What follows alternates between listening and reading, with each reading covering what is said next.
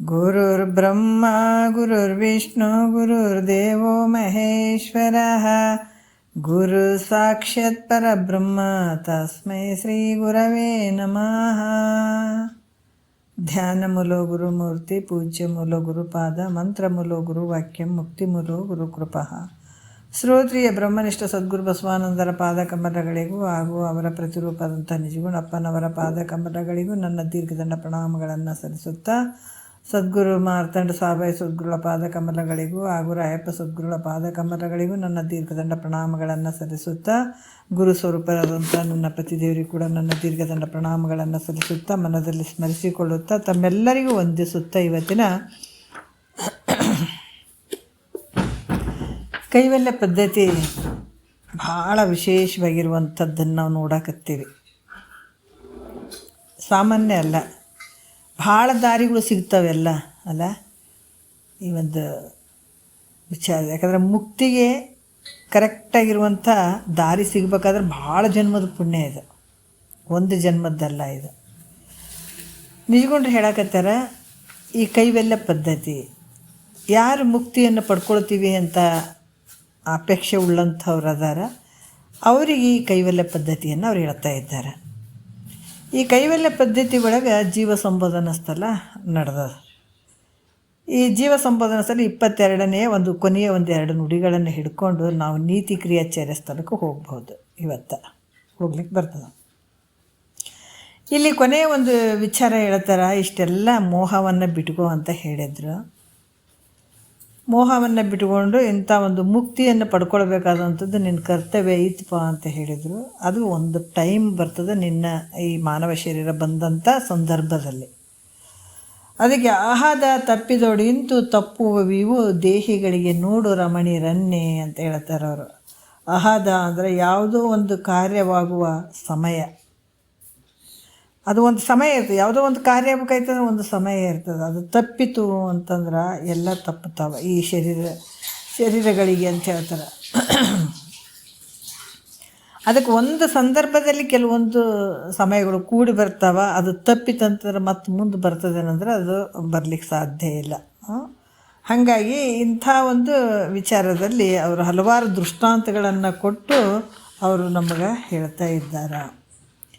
ಅದಕ್ಕೆ ಇಲ್ಲಿ ಹೇಳ್ತಾರ, ಹಿಂದಿನ ಒಂದು ವಿಚಾರಗಳನ್ನು ಹೇಳಿ, ಬೆಳೆವ ಭೂಮಿಯ 2ನೇ ನುಡಿಯಲ್ಲಿ, ಬೆಳೆವ ಭೂಮಿಯ ಬೆದೆ ಲಂಚದೆಡೆಯ ಪೊನ್ನು ಪೊಳೆ ಮಿಂಚಿನೋಳು ತೋರುವ ಭಾವನೆ ಸುಳಿವೆಲ್ಲರಳು ಬಂದ ಸೌರಭವು ಅರಿಯುವುದು ಪಳುವಿನ ಪೊನಲ ಕಾಲುವೆ ಎಂಬಿವು ಅಂತ 2ನೇ ನುಡಿಯಲ್ಲಿ. 3ನೇ ನುಡಿಯಲ್ಲಿ ಹೇಳ್ತಾರೆ, ಪರಸಿ ನೇಮದೋಳು ಒಂದು ವೇಳೆ ಮಾಡುವ ದಾನ ಅರಸಿನ ಸೇವೆ ಪರೋಪಕಾರ ಕರಗಿದೆರಕವದು ರಸಪಾಕ ಪರಿಣಿತೆ ಗುರು ಶಂಭುಲಿಂಗದೋಳು ಒಲುಮೆ ಎಂಬಿವು ಅಂತ ಈ ಹಲವಾರು ವಿಚಾರಗಳನ್ನು ಹೇಳ್ತಾರೆ. ಮೊನ್ನೆ ವಿಷಯದಲ್ಲಿ ಈಗ ಪರಸಿ ನೇಮದೋಳು ಒಂದು ವೇಳೆ ಮಾಡುವ ದಾನ ಅನ್ನುವಂಥದ್ದನ್ನು ಅದು ಹಿಂದಿನ ವಿಷಯದಲ್ಲಿ ಹೇಳಿದ್ದಾರೆ ಅವರು. ಯಾಕಂದ್ರೆ ಒಂದು ಸಮಯದಲ್ಲಿ ಅದು ದಾನ ಮಾಡುವಂಥದ್ದು. ಯಾಕಂದ್ರೆ 3ನೇ ನುಡಿಯಲ್ಲಿ ಹೇಳ್ತಾರೆ ನೋಡ್ರಿ, ಪರಸಿ ನೇಮದೋಳು ಒಂದು ವೇಳೆ ಮಾಡುವ ದಾನ ಅಂದ್ರೆ ಒಬ್ಬ ಪುರುಷ ಗಂಡು ಮಗ ಹುಟ್ಟಬೇಕು ಅಂತ ಬೇಡ್ಕೊಂಡಿದ್ದ, ಹುಟ್ಟಿತು. ಆತ 101 ಮಂದಿಗೆ ಜಂಗಮರಿಗೆ ಭೋಜನ ಮಾಡಿಸ್ತೀನಿ ಅಂದಿದ್ದ. ಪ್ರತಿಯೊಬ್ಬರಿಗೆ ₹1 ದಕ್ಷಿಣೆ ಕೊಡ್ತೀನಿ ಅಂತ ಬೇಡ್ಕೊಂಡಿದ್ದ. ಅದೇ ಪ್ರಕಾರ ಆತ ದಕ್ಷಿಣೆಯನ್ನು ಕೊಟ್ಟು ಮತ್ತು ಹರಕೆ ಹೊತ್ತದ್ದನ್ನು ಅದನ್ನು ಮಾಡಬೇಕಾದ್ರೆ ಆತ ಗಂಡು ಮಗು ಹುಟ್ಟಿದಾಗ ಆತ ಹರಕೆ ಹೊತ್ಕೊಂಡದ್ದನ್ನು ತೀರಿಸಿದ. ಯಾಕಂತಂದ್ರೆ 101 ಮಂದಿ ಜಂಗಮರಿಗೆ ಭೋಜನವನ್ನು ಮಾಡಿಸಿ ಮತ್ತು ಮೇಲೆ ₹1 ಕೊಟ್ಟ. ಮರು ವರ್ಷ ಆ ಪುರುಷ ಅಕಸ್ಮಾತ್ ಆ ಬಸವಣ್ಣನ ಗುಡಿಗೆ ಬಂದ, ಒಂದು ವ್ಯಕ್ತಿ ಜಂಗಮ ಬಂದ, ಈ ಸಲ ದಾನ ಮಾಡಂಗಿಲ್ಲೇನ್ರಿ ಅಂತ ಕೇಳ್ತಾನಂತ. ಅದಕ್ಕೆ ಹೋದ ವರ್ಷ ಮಾಡಿದಿರಲ್ಲ ಅದಕ್ಕೆ ಕೇಳಿದೆ ರೀ ಅಂತ ಹೇಳ್ತಾನೆ ಆತ ಹೇಳ್ತಾನೆ, ಇಲ್ಲ ಹೋದ ವರ್ಷ ಅರಕೆ ಇತ್ತಪ್ಪ ಅದಕ್ಕೆ ಮಾಡಿದೆ, ಈಗ ಯಾಕೆ ಮಾಡಿ ಅಂತ ಮತ್ತು ಮಾಡ್ತಾನೆ ಅಂದರೆ ಮಾಡೋಂಗಿಲ್ಲ. ಅರಸಿನ ಸೇವೆ ಕೂಡ ಹಿಂದಿನ ವಿಚಾರದಲ್ಲಿ ಬಂದದ. ಒಂದು ಸಮಯದಲ್ಲಿ ಆಗುವಂಥ ಕೆಲಸಗಳಿವೆಲ್ಲ. ಪರೋಪಕಾರ ಅಂದರೆ ಪರೋಪಕಾರವನ್ನು ಮಾಡಬೇಕಾದ್ರೂ ಕೂಡ ಇದಕ್ಕೆ ಸಮಯ ಬೇಕಾಗ್ತದೆ. ಅದಕ್ಕೆ ಆ ಸಮಯದಾಗ ಮಾಡಿದಾಗ ಹೆಚ್ಚಿನ ಬೆಲೆ ಬರ್ತದೆ. ಹಸಿದವನಿಗೆ ಅನ್ನ ಕೊಟ್ಟಾಗ ಅದ್ರ ಬೆಲೆ ಇರ್ತದೆ, ನೀರಡಿಕೆ ಆದವನಿಗೆ ನೀರು ಕೊಟ್ಟಾಗ ಅದ್ರ ಬೆಲೆ ಇರ್ತದೆ. ಹಲವಾರು ರೀತಿಯಿಂದ ಕಷ್ಟದ ಕಾಲದಲ್ಲಿ ಆದಾಗ ಅದ್ರ ಬೆಲೆ ಇರ್ತದೆ. ಈ ರೀತಿಯಾಗಿ ಮಾಡುವಂಥದ್ದು. ಮತ್ತು ಕರಿಗೆ ದೆರಕಬೋದು ಅಂದರೆ ಕಾರ್ಖಾನೆಗಳಲ್ಲಿ ಕಬ್ಬಿಣ, ತಾಮ್ರ ಇವೆಲ್ಲ ಏನು ಇರ್ತಾವಲ್ಲ, ಹಿತ್ತಾಳೆ ಇವೆಲ್ಲವನ್ನು ಕರಗಿಸ್ತಾರೆ. ಆ ಕರಗಿಸುವಂಥ ಅಷ್ಟೇ ಯಾಕೆ ನಮ್ಮ ಮನೆಗಳ್ದಾಗ ಕೆಲವೊಂದು ಅಲ್ಯೂಮಿನಿಯಂ ಕೆಲವು ಬರ್ತಾವೆ ನೋಡ್ರಿ, ಅದು ಕರಗಿಸಿಬಿಟ್ಟು ನಮ್ಗೆ ಯಾವ್ಯಾವ ಮೂರ್ತಿ, ಲಕ್ಷ್ಮೀ ಮೂರ್ತಿ, ಆ ಗಣಪತಿ ಮೂರ್ತಿ, ಆ ಪರಮಾತ್ಮನ ಮೂರ್ತಿನ, ಈಶ್ವರದ ಎಲ್ಲ ಮೂರ್ತಿಗಳನ್ನು ಮಾಡುವಂಥದ್ದು ಇರ್ತದೆ. ಯಾವಾಗ ಅದು ಹಿತ್ತಾಳೆ ಆಗಿರ್ಬೋದು, ಕಬ್ಬಿಣ ಆಗಿರ್ಬೋದು, ತಾಮ್ರ ಆಗಿರ್ಬೋದು, ಯಾವುದೇ ಆಗಿರ್ಬೋದು, ಅದನ್ನು ಕರಗಿಸಿಬಿಟ್ಟು ಅದು ಅಚ್ಚಿಗೆ ಹಾಕಿಬಿಡ್ತಾರೆ. ಅಚ್ಚಿಗೆ ಬೇಗ ಹಾಕಿಬಿಡ್ಬೇಕು. ಅದು ಕರಗಿದ ತಕ್ಷಣ ಅಚ್ಚಿಗೆ ಹಾಕಿದ ತಕ್ಷಣ ಒಂದು 2 ನಿಮಿಷದಾಗ ಅದು ಗಟ್ಟಿ ಆಗಿಬಿಡ್ತದೆ ನೋಡ್ರಿ. ಅದನ್ನು ಅರಿತು ಅದು ಸ್ವಲ್ಪ ಲೇಟ್ ಮಾಡಿದ್ರೆ ಅದು ಮತ್ತೆ ಆಗ್ತದೆ ಅನ್ನೋದ್ರೆ ಮತ್ತೆ ಕೆಟ್ಟು ಹೋಗಿಬಿಡ್ತದೆ. ಇನ್ನೂ ಸ್ವಲ್ಪ ನಿಂತು ಅದನ್ನು ಮಾಡೋಣ ಅಂತ ಬಿಟ್ಬಿಟ್ರೆ ಆಗ್ತದೆ ಅನ್ನೋದ್ರೆ ಆಗಂಗಿಲ್ಲ. ಹಾಗೆ ಮನುಷ್ಯ ಜನ್ಮ ಬಂದ ಕಾಲದಲ್ಲಿ ಅದನ್ನು ಬಡಿಬೇಕು, ಚಂದ ಬಡಿಬೇಕಂದ್ರೆ ಬಡಿಗೆ ತೊಗೊಂಡು ಹೊಡಿಯೋದಲ್ಲ. ಏಟಿದು ಮನಸ್ಸು ಆದ ನೋಡ್ರಿ, ಮನಸ್ಸು ಒಂದು ಮಂಗ ಇದ್ದಂಗೆ ಈ ಶರೀರದೊಳಗಡೆ. ಅದಕ್ಕೆ ಮಂಗನ ಕೈಯಿಗೆ ಮಾಣಿಕ್ಯದಂದೆ ಅಂತ ಹೇಳ್ತಾರೆ. ಈ ಮನಸ್ಸು ಅಷ್ಟು ಬೇಗ ಸತ್ಯವನ್ನು ಒಪ್ಕೊಳ್ಳಲ್ಲ ರೀ. ಯಾಕೆ ಮಿಥ್ಯಕ್ಕೆ ಭಾಳ ಬಾಗ್ತದೆ ಇದು ಮನಸ್ಸು, ಸತ್ಯಕ್ಕೆ ಬಾಗಂಗಿಲ್ಲ ಅಂತದೆ. ಅದಕ್ಕೆ ಅದು ಬಾಗಿಸ್ಬೇಕಾದ್ರೆ ಅದಕ್ಕೆ ಬಡಿಬೇಕಾಗ್ತದೆ. ಅದಕ್ಕೆ ಹೇಳಿದಾರೆ, ಅದು ಬಗ್ಗಿಸ್ಬೇಕಂದ್ರೆ ನಾವು ಸೇವಾದಿಗಳು ಗುರು ಸೇವೆ ಯಾಕೆ ಹೇಳ್ಯಾರ? ಆ ಅಹಂಕಾರ ಹೊತ್ಕೊಂಡಂತ ಈ ಮನಸ್ಸೇನು ಬಗ್ಗಬೇಕಂತಂದ್ರೆ ಸೇವಾದಿಗಳ ಮಾಡಬೇಕಾಗ್ತದೆ, ಗುರು ಸೇವಾದಿಗಳನ್ನು. ಇದು ಅಷ್ಟು ಬೇಗ ಒಪ್ಪಂಗಿಲ್ಲ ರೀ. ಮಿಥ್ಯದ ಕಡೆನೇ ಭಾಳಷ್ಟು ಬಾಗುವಂಥದ್ದು ಈ ಮನಸ್ಸು. ಅದಕ್ಕೆ ಮಂಗನ ಕೈಯಿಗೆ ಮಾಣಿಕ್ಯದಂತೆ ಹಾಗೂ ಹೀಗೂ ಕಳೆದಿತ್ತಂತ ನೋಡ್ರಿ. ಇದು ಹಂಗೆ ಮಾಣಿಕ್ಯ ಇದ್ದಂಗೆ. ಇದು ಹೇಳ್ತಾರಲ್ಲ ಮಹಾತ್ಮರು, ತಿಪ್ಪಿ ಕೋಳಿ ಕಾಳಿಗಾಗಿ ಕೆದರಿತ್ತಲ್ಲ, ತಪ್ಪಿ ಮುತ್ತು ಸಿಕ್ಕರೆ ಅದಕ್ಕೆ ಗೊತ್ತೇ ಇಲ್ಲ, ಬೆಪ್ಪರಿಗೆ ಪಾರಮಾರ್ಥ ಸಾಧ್ಯವಿಲ್ಲ ಅಂತ ಹೇಳ್ತಾರೆ. ತಿಪ್ಪಿ ಕೋಳಿ ಕಾಳಿಗಾಗಿ ಕೆದರಿತಂತ ನೋಡ್ರಿ. ತಿಪ್ಪಿ ಕೋಳಿ ಇರ್ತದಲ್ಲ, ಕಾಳಿಗಾಗಿ ತಿಪ್ಪಿ ಕೆದರಿತದು. ತಪ್ಪಿ ಅದಕ್ಕೆ ಮುತ್ತು ಸಿಕ್ಕಿಬಿಟ್ಟಾಗ ಅದ್ರ ಬೆಲೆ ಗೊತ್ತಾಯ್ತೇನೋ ಅಂದರೆ ಇಲ್ಲ. ಅದಕ್ಕೆ ತಿಪ್ಪಿ ಕೋಳಿ ಕಾಳಿಗಾಗಿ ಕೆದರಿತಲ್ಲ, ತಪ್ಪಿ ಮುತ್ತು ಸಿಕ್ಕರೆ ಅದಕ್ಕೆ ಗೊತ್ತೇ ಇಲ್ಲ. ಎಷ್ಟು ಜನರು ನೋಡಿ 198% ಅಂತ ಹೇಳಿದ್ರು ಸರಿಯೇ. ಯಾಕಂದ್ರೆ ಮಾನವ ಶರೀರ ಬಂದು ಇದು ಎದಕ್ಕೆ ಬಂದದಂತ ಗೊತ್ತೇ ಇಲ್ಲ. ಇಂಥ ರತ್ನವಾದಂಥ ಶರೀರ ಬಂದದಂದ್ರೆ ಇದ್ರ ಬೆಲೆನೇ ಗೊತ್ತಿಲ್ಲ. ಅದಕ್ಕೆ ತಪ್ಪಿ ಸಿಕ್ಕಿಬಿಟ್ಟದೆ ಈ ಮುತ್ತು ಅನ್ನುವಂಥ ಶರೀರ. ತಪ್ಪಿ ಮುತ್ತು ಸಿಕ್ಕರೆ ಅದಕ್ಕೆ ಗೊತ್ತೇ ಇಲ್ಲ, ಇದಕ್ಕೇನು ಗೊತ್ತಿಲ್ಲ ನೋಡ್ರಿ. ಇದಕ್ಕೆ ಮಂಗನ ಕೈಗೆ ಮಾಡಿಕ್ಕಿದಂಗೆ ಇದಕ್ಕೆ ಇದು ಹಿಂಗೆ ಕಳೆದು ಬಿಡ್ತದಲ್ಲ, ಹಂಗೆ ಇದು. ಬೆಪ್ಪರಿಗೆ ಪಾರಮಾರ್ಥ ಸಾಧ್ಯ ಇಲ್ಲ. ಬೆಪ್ಪರಿಗೆ ಅಂದ್ರೆ ಅಂತ ಅಜ್ಞಾನಿಗಳಿಗೆ ಪಾರಮಾರ್ಥ ಇದು ಸಾಧ್ಯನೇ ಇಲ್ಲ ಅಂತ ಹೇಳ್ಯಾರ ಅವ್ರು, ಮಹಾತ್ಮರೇ ಹೇಳ್ಯಾರ. ಇವತ್ತು ಯಾಕಂತಂದ್ರೆ ಅಂಥ ಒಂದು ವಿಷಯಗಳು ಅದಾವ್ರಿ. ಇವು ತಾಕತ್ತು ಬೇಕು ಕಿವ್ಯಾಗ ಹಾಕ್ಕೊಂಡು ಅದನ್ನು ವಿಚಾರ ಮಾಡ್ಬೇಕಂದ್ರೆ ಸುಮ್ಮನೆ ಅಲ್ಲ. ಕೆಲವ್ರು ಹೇಳ್ತಾರೆ ಬರೀ ಅವೇ ಮಾತಾಡಬೇಡ್ರಿ, ನಮ್ಗೆ ಕೇಳೋಕ್ಕಾಗಂಗಿಲ್ಲ ಅಂತಾರೆ. ಕೆಲವ್ರು ಬಾಯಿ ತೆರೆದು ಹೇಳ್ತಾರೆ. ಎಂಥದ್ದು ಇರ್ಬೋದು, ನಾವು ಗೊತ್ತಾಗಬೇಕು. ಎಲ್ಲರ ಅಂತಃಕರಣಗಳನ್ನ ನಾವು ಬಲ್ಲವರಾಗಿ ಬಿಡ್ತೀವಿ. ಕ್ರಮವಾಗಿ ಕೇಳಿದಾಗ ಯಾರ್ಯಾರ ಮನಸ್ಥಿತಿಗಳು ಹೆಂಗೆ ಅದಾವಂತ ತಿಳ್ಕೊಂಡು ಇವ್ರು ಇಂಥ ಮಟ್ಟದಾಗ ಅದ ಅಂತ ತಿಳ್ಕೊಳಿಕ್ಕೆ ಸಾಧ್ಯ ಅದ. ಅಂಥ ವಾಕ್ಯಗಳು. ಅದಕ್ಕೆ ಇದು ಮಾನವ ಶರೀರ ಬಂದುಬಿಟ್ಟದ, ಬಂದ ಕಾಲದಲ್ಲೇ ಇದನ್ನು ಬಡಿಬೇಕು, ಚಂದ ಆಕಾರ ಕೊಡ್ಬೇಕು ಇದಕ್ಕೆ. ಯಾಕಂತಂದ್ರೆ ಒಂದು ಕಲ್ಲು ಒಂದು ಮೂರ್ತಿ ಆಗ್ಬೇಕಾದ್ರೆ ಪೆಟ್ಟುಗಳನ್ನೇ ತಿಂದಿರ್ತದೆ, ಸುಮ್ಮನೆ ಆಗಂಗಿಲ್ಲ ನೋಡ್ರಿ. ಎಷ್ಟೋ ಜನ ಎಲ್ಲ ಕಲ್ಲುಗಳಿದ್ದಂಗೆ ಇರ್ತೀವಿ. ಅದ್ರಾಗ ಅದ್ರದ್ದು ಹಿಂದಿನ ಒಂದು ಸಂಸ್ಕಾರದ ಪರದಿಂದ ಯಾರೋ ಒಬ್ಬ ಶಿಲ್ಪಿ ಬಂದು ಒಂದು ಕಲ್ಲನ್ನು ಆರಿಸ್ಕೊಳತನ, ಅದು ಏನು ಅನ್ನಂಗಿಲ್ಲ, ಸುಮ್ಮ ಕುಂದಿರ್ತದೆ ಕಲ್ಲು. ಇವು ಉಳಿದು ಅಂತವ ಇದಕ್ಕೇನು ಮಾತು ಬರೋಂಗಿಲ್ಲ ಏನು. ಅವ ಶಿಲ್ಪಿ ಬಂದು ಇದು ನಿನ್ನ ಆರಿಸ್ಕೊಂಡ, ನೀ ಸುಮ್ಮನೆ ಯಾಕೆ ಕುಂತಿದ್ದಿ, ಅವ್ರಿಗೆ ಸರಿಯಾಗಿ ಹಂಗೆ ಮಾಡಿ ಹಿಂಗೆ ಮಾಡೋದು ಬೇರೆ ಬೇರೆ ಕಲ್ಲುಗಳು ಹೇಳಕತ್ತಿದ್ವು. ಇಲ್ಲಪ್ಪ, ನಾನು ಒಳ್ಳೇದಕ್ಕೆ ಏನಾಗೋದು ಒಳ್ಳೇದಕ್ಕೆ ಅಂತಿತ್ತಂಥದ್ದು. ಆ ಶಿಲ್ಪಿ ಕೈಯಾಗ ಹೋಗಿ ಚೆನ್ನಾಗಿ ಕಟ್ಸ್ಕೊಳಕತ್ತು ಇವೆಲ್ಲ ನಗ್ತಿದ್ವು ಅಂತ ನೋಡಿ ನೋಡಿ ನೋಡಿ ಕಲ್ಲುಗಳು, ಬೇರೆ ಬೇರೆ ಕಲ್ಲುಗಳು ಹೆಂಗೆ ಹೊಡ್ಸ್ಕೊಳಕತ್ತದ ನೋಡೋದು. ಎಂಥದ್ದು ದಡ್ಡದು ಅಂತ ಹೇಳಕ್ಕತ್ತದ ಭಾಳ ದೊಡ್ಡದಿದು ಹೆಂಗೆ ಏಟು ತಿನ್ನಕತ್ತಿದ್ದು ಅಂತ ನಗ್ತಿದ್ವು ಅಂತ. ಅದೆಲ್ಲ ಮುಗಿದ ನಂತರ ಅದಕ್ಕೆ ಪ್ರಾಣ ಪ್ರತಿಷ್ಠಾಪನೆ ಮಾಡಿ ಒಂದು ಮೂರ್ತಿಯಾಗಿ ಗುಡಿ ಒಳಗೆ ಕುಂದಿರ್ಸಿದ್ರೆ ಜನನೇ ಬಂದು ಅದ್ರ ಕಾಲಿಗೆ ಬಿದ್ರಂತ, ನಮೋ ನಮೋ ನಮೋ ಅನ್ನಕತ್ತಿದ್ರಂತ. ಅದಕ್ಕೆ ಪೆಟ್ಟು ತಿಂದವು ಮೂರ್ತಿ ಆದ. ಉಳಿದ ಕಲ್ಲುಗಳೆಲ್ಲ ಏನದು ಮೆಟ್ಲು ಮಾಡಿಬಿಟ್ರಂತ, ಮೆಟ್ಲು ಕೆಳಗಿನ ಕಲ್ಲುಗಳು ಅವೆಲ್ಲ ಅದು ಅಂತ. ಇದು ಎಲ್ಲರ ಕಡೆಯಿಂದ ಕಾಲಿನಿಂದ ತುಳಿಸ್ಕೊಳ್ಳೋದು ಇವು ಆಯಿತು. ಅದು ಪೆಟ್ಟು ತಿಂದಂಥದ್ದು ಮೂರ್ತಿ ಆಗಿಬಿಡ್ತು ಅಲ್ಲ. ಹಾಗಾಗಿ ಜಗತ್ತಿನ ಒಳಗೆ ನಾವೇನೇ ಈ ಮಾನವ ಶರೀರ ಬಂದದಪ್ಪ ಅಂತಂದರೆ ಇದನ್ನು ಅಲಕ್ಷ್ಯ ಮಾಡಿದವರೆಲ್ಲ ನಾವೇನಾಗ್ತೀವಿ? ಗುರುವಾಕ್ಯವನ್ನು ಕೇಳಿದೇನೆ ಅಲಕ್ಷ್ಯ ಮಾಡಿದವ್ರು ನಾವು ಮೆಟ್ಲುಗಳಾಗ್ಬಿಡ್ತೀವಿ. ಎಲ್ಲರ ಕಡೆಯಿಂದ ತುಳಿಸ್ಕೊಳ್ತೀವಿ. ಪ್ರತಿ ಜನ್ಮದಲ್ಲಿ ಎದ್ದು ಬರ್ಬೇಕಾಗ್ತದೆ, ಹುಟ್ಟಬೇಕಾಗ್ತದೆ, ಸಾಯ್ಬೇಕಾಗ್ತದೆ. ಪೆಟ್ಟಂದ್ರೇನು ಜನ್ಮ ಜನ್ಮಾಂತರ ಹುಟ್ಟು ಸಾವುಗಳನ್ನು ಅಂತ ಪೆಟ್ಟಿಗೆ ಒಳಗಾಗಬೇಕಾಗ್ತದೆ. ಅದಕ್ಕೆ ಒಬ್ಬ ಮಹಾತ್ಮ ಹೇಳ್ದಂಗೆ ನಾವು ಅದನ್ನು ತಿಳ್ಕೊಂಡು ಆ ಪ್ರಕಾರ ನಡ್ಕೊಂಡಿದ್ವಿ ಅಂದ್ರೆ ನಾವು ಜ್ಞಾನದ ಮೂರ್ತಿ ಅದಂದ್ರೆ ಜಗತ್ತಿಗೆ ಒಡೆಯರಾಗಿಬಿಡ್ತೀವಿ. ಜಗತ್ತೇ ತಲಿಬಾಗ್ತದೆ. ನೀನು ದೇವತೆಗಳು ಮೊದಲು ಮಾಡಿ ನಿನ್ನ ಕೈ ಮುಗಿತಾರಂದಾಗ ನಿನ್ಗೆ ಎಷ್ಟು ಶಕ್ತಿ ಇರೋದು ಬೇಡ. ಯಾವಾಗ ಗುರುವಾಕ್ಯವನ್ನು ಪ್ರತಿನಿತ್ಯ ಕೇಳಿದಾಗಂಥ ಶಕ್ತಿ ಇದ್ರಾಗ ಅಡಿಗೆ ಅದು. ಅದಕ್ಕೆ ಇದು ಯಾವಾಗ ಆಗ್ತದೆ ಅಂದರೆ ಈ ಮನುಷ್ಯನ ಶರೀರ ಬಂದಾಗಿ ಇದೆಲ್ಲ ಆಗುವಂಥದ್ದು. ತಪ್ಪಿತಂದರೆ ನಿನಗೆ ಮತ್ತೆ ಆಗಕ್ಕೆ ಸಾಧ್ಯ ಇಲ್ಲಪ್ಪ ಅಂತ ಇಲ್ಲಿ ಈ ಕಾಲದಲ್ಲೇ ಇದೇ ಸಮಯದಲ್ಲಿ ಮಾಡ್ಕೊಳ್ಬೇಕಾಗ್ತದ ಅಂತ ಹೇಳ್ತಾರೆ ಅವ್ರು, ನಮ್ಗೆ ಎಚ್ಚರಿಕೆ ಕೊಡ್ತಾರೆ. ರಸಪಾಕ ಪರಿಣತೆ ಅಂದ್ರೆ ಅಡುಗೆಯನ್ನು ಮಾಡಬೇಕಾದ್ರೆ ಮೊದಲು ನಮಗೇನಂದ್ರೆ ಅದ್ರ ಬಗ್ಗೆ ಚೆನ್ನಾಗಿ ಗೊತ್ತಿರಬೇಕಾಗ್ತದೆ, ಹೌದಲ್ಲ. ರಸಪಾಕ ಅಂತಂದ್ರೆ ಅಡುಗೆ ಮಾಡಬೇಕಾದ್ರೆ ಈಗ ನಾವು ಜಿಲೇಬಿ ಮಾಡ್ತೀವಿ, ಏನೋ ಮೈಸೂರು ಪಾಕ್ ಮಾಡ್ತೀವಿ, ಇಂಥವಕ್ಕೆಲ್ಲ ನಮ್ಗೆ ಹದ ಬೇಕಲ್ಲಿ. ಕರೆಕ್ಟ್ ಪಕ್ಕಾ ಒಂದು ಅಳತಿ ಬೇಕಾಗ್ತದೆ. ಅದ್ರ ಪ್ರಕಾರ ಮಾಡಿದ್ರೇ ಅವು ಚೆಂದ ಆಗ್ತವೆ, ಇಲ್ಲಾಂದ್ರೆ ಕೆಟ್ಟು ಹೋಗ್ಬಿಡ್ತದಲ್ಲ. ಅದ್ರಂಗೆ ಇಲ್ಲಿ ಕೂಡ ಮೊದಲ ಅದು ಚೆನ್ನಾಗಿ ಬೇಯುವಂಥದ್ದು, ಒಲೆ ಮೇಲೆ ಹಿಟ್ಟು ಬೇಯಿಸ್ಬೇಕಾಗ್ತದೆ. ಬೆಂದ ನಂತರ ತತ್ಕಾಲದಲ್ಲಿ ಒಲೆ ಮೇಲಿಂದ ಇಳಿಸ್ಬೇಕಾಗ್ತದೆ. ಕೆಲವು ಒಂದು ಅಡುಗೆಗಳು ಒತ್ತಿತ್ತಂದ್ರೆ ಭಾಳಷ್ಟು ಕಷ್ಟ ಆಗ್ತದಲ್ಲ, ಅದು ಕೆಲವು ಕುದಿಸ್ಬೇಕಾಗ್ತದೆ. ಅದೇ ಕುದಿಸಿದ ಪ್ರಕಾರ ಅದನ್ನು ಇಳಿಸ್ಬೇಕಾಗ್ತದೆ, ಚೆನ್ನಾಗಿದ್ದಾಗೆ ಇಳಿಸ್ಬೇಕಾಗ್ತದೆ.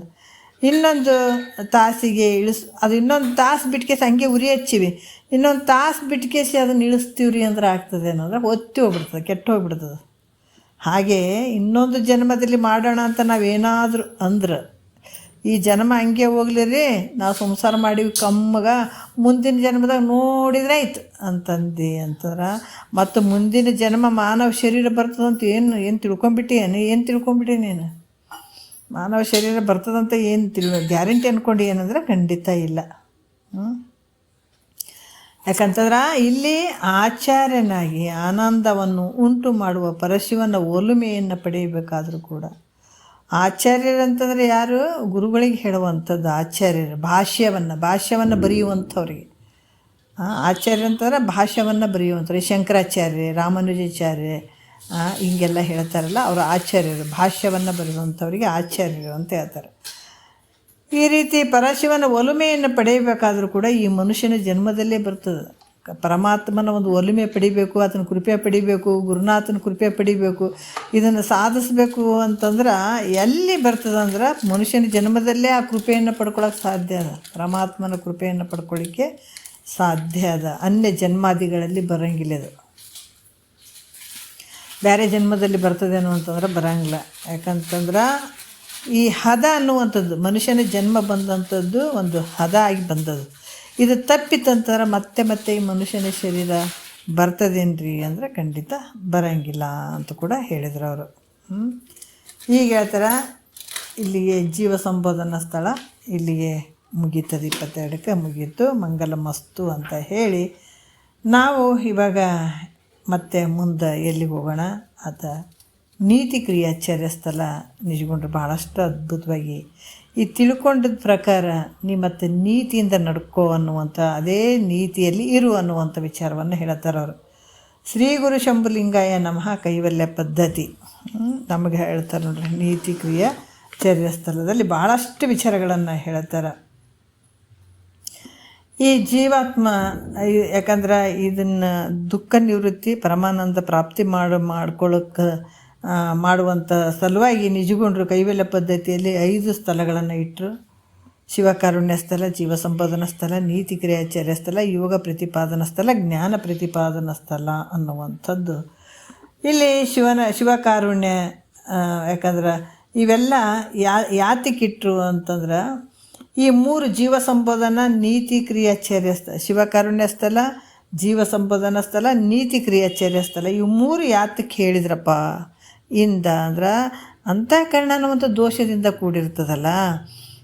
ಮನ್ಯಾಗ ಪೂಜೆ ಪುರಸ್ಕಾರ ಮಾಡ್ಬೇಕಾದ್ರೆ ನಾವೆಲ್ಲ ಕಸ ಕಡ್ಡಿ ಇಟ್ಕೊಂಡು ಮಾಡ್ತೀವಿ ಏನಂದರೆ ಇಲ್ಲ, ಎಲ್ಲವನ್ನು ತೆಗೆದು ಬಿಸಾಕ್ತೀವಿ. ಒಳ್ಳೊಳ್ಳೆ ಸಾಮಾನುಗಳನ್ನು ಅಲ್ಲಿ ಇಡ್ತೀವಿ, ಊದುಬತ್ತಿ ಇಡ್ತೀವಿ, ಹೂವು, ಆಮೇಲೆ ಹಣ್ಣುಗಳು, ಇಂಥವೆಲ್ಲ ಇಡ್ತೀವಿ ಅಲ್ಲ. ಹಂಗೆ ಇಲ್ಲಿ ಕೂಡ ನಿನ್ನ ಅಂತಃಕರಣ ಅನ್ನುವಂಥ ದೇವ್ರ ಮನೆ ಐತಪ್ಪ, ಅದರಲ್ಲಿ ಕಸ ಕಡ್ಡಿ ಎಲ್ಲ ಬಿದ್ದದ, ಅದನ್ನೆಲ್ಲ ಕ್ಲೀನ್ ಮಾಡಬೇಕಾಗಿತ್ತು ಅಂತಂದ್ರೆ ಈ ಶಿವಕಾರುಣ್ಯ ಸ್ಥಳ, ಜೀವ ಸಂಪಾದನಾ ಸ್ಥಳ, ನೀತಿ ಕ್ರಿಯಾಚರ್ಯ ಸ್ಥಳ ಇವುಗಳು ಏನು ಮಾಡ್ತಾವಂದ್ರೆ ನಿನ್ನ ಅಂತಃಕರಣದಲ್ಲಿ ಪಾಪದ ದೋಷ ಇರ್ತದೆ. ಜನ್ಮಾಂತರದಿಂದ ಮಾಡಿದಂಥ ಒಂದು ಪಾಪದ ದೋಷ ಇರ್ತದೆ. ಆ ದೋಷ ನಿವೃತ್ತಿ ಸಲುವಾಗಿ ಅಲ್ಲಿ ಎಲ್ಲಿ ಶಿವಕಾರುಣ್ಯ ಮತ್ತು ಜೀವ ಸಂಪಾದನಾ, ನೀತಿ ಕ್ರಿಯಾಚರ್ಯ ಸ್ಥಳ ಹೇಳಿದ್ದಾರೆ. ಯೋಗ ಪ್ರತಿಪಾದನಾ ಸ್ಥಳ ಯಾಕೆ ಹೇಳಿದ್ರಪ್ಪ ಅಂದ್ರೆ ನಿನ್ನ ಮನಸ್ಸಿನ ಮನಸ್ಸು ಚಂಚಲ ವೃತ್ತಿಯಿಂದ ಕೂಡಿದಾಗ ಆ ಚಿತ್ತಿನ ಚಾಂಚಲ್ಯ ಏನಿರ್ತದ ಅದು ದೋಷ ಕಳೆಯೋದಕ್ಕಾಗಿ. ಮನಸ್ಸು ಏಕಾಗ್ರತೆ ಇಲ್ಲ, ಚಂಚಲ ಸ್ವಭಾವ ಐತೆ ಅನ್ನೋದಕ್ಕಾಗಿ ಈ ದೋಷವನ್ನು ನಿವೃತ್ತಿ ಮಾಡುವಂಥದ್ರ ಸಲುವಾಗಿ ಅದನ್ನು ಹೇಳಿದರು. ನಮಗೆ 3ರಲ್ಲಿ ನಮ್ಮ ಮನಸ್ಸು ಶಾಂತವಾಗಿ ಆಯಿತು, ನಮಗೆ ತಿಳಿತು, ಪಾಪದ ದೋಷ ನಿವೃತ್ತಿ ಆಯಿತು, ಮನಸ್ಸು ಚಂಚಲನೂ ನಿವೃತ್ತಿ ಆಯ್ತು, ನಾವು ಸೀದಾ ಜ್ಞಾನಕ್ಕೆ ಹೋಗ್ಬೋದು. ಆದರೆ ಮನಸ್ಸು ಇನ್ನೂ ಚಂಚಲತೆ ಅದ. ಗುರುಗಳು ಹೇಳಿದ್ದು ನಮ್ಗೆ ಇನ್ನೂ ಅರ್ಥನೇ ಆಗಿಲ್ಲ, ತಿಳಿಯವಲ್ದು. ಅವ್ರು ಏನೇನೋ ಹೇಳಕತ್ತಾರ, ನಾನು ಏನೇನೋ ತಿಳ್ಕೊಳಕತ್ತೀನಿ, ನನಗೆ ಅಷ್ಟು ಅರ್ಥನೇ ಆಗೋವಲ್ದು, ಮನಸ್ಸು ಚಂಚಲತೆ ಕಡಿಮೆ ಆಗ್ತಾ ಇಲ್ಲ ಅಂತ ಏನಾದರೂ ಏಕಾಗ್ರತೆ ಇರದೇ ಇದ್ದಾಗ ಅವಾಗ ಯೋಗ ಪ್ರತಿಪಾದನಾ ಸ್ಥಳದಲ್ಲಿ ಮುಕ್ತಿ ಆಗ್ತಂತ ಕುಂದ್ರಂಗಿಲ್ಲ. ಮುಕ್ತಿ ಅಲ್ಲಿ ಯೋಗ ಪ್ರತಿಪಾದನಾ ಸ್ಥಳ ಯಾಕೆ ಹೇಳಿದ್ರು ಅಂದ್ರೆ ಮನಸ್ಸನ್ನು ಏಕಾಗ್ರತೆ ಮಾಡ್ಕೊಳಕ್ಕೆ ಹೇಳಿದಾರೆ ಹೊರತಾಗಿ ಅಲ್ಲಿ ಮೋಕ್ಷ ಆಗಂಗಿಲ್ಲ. ಮತ್ತು ಮುಂದಕ್ಕೆ ಬರಬೇಕು ಎಲ್ಲಿಗೆ?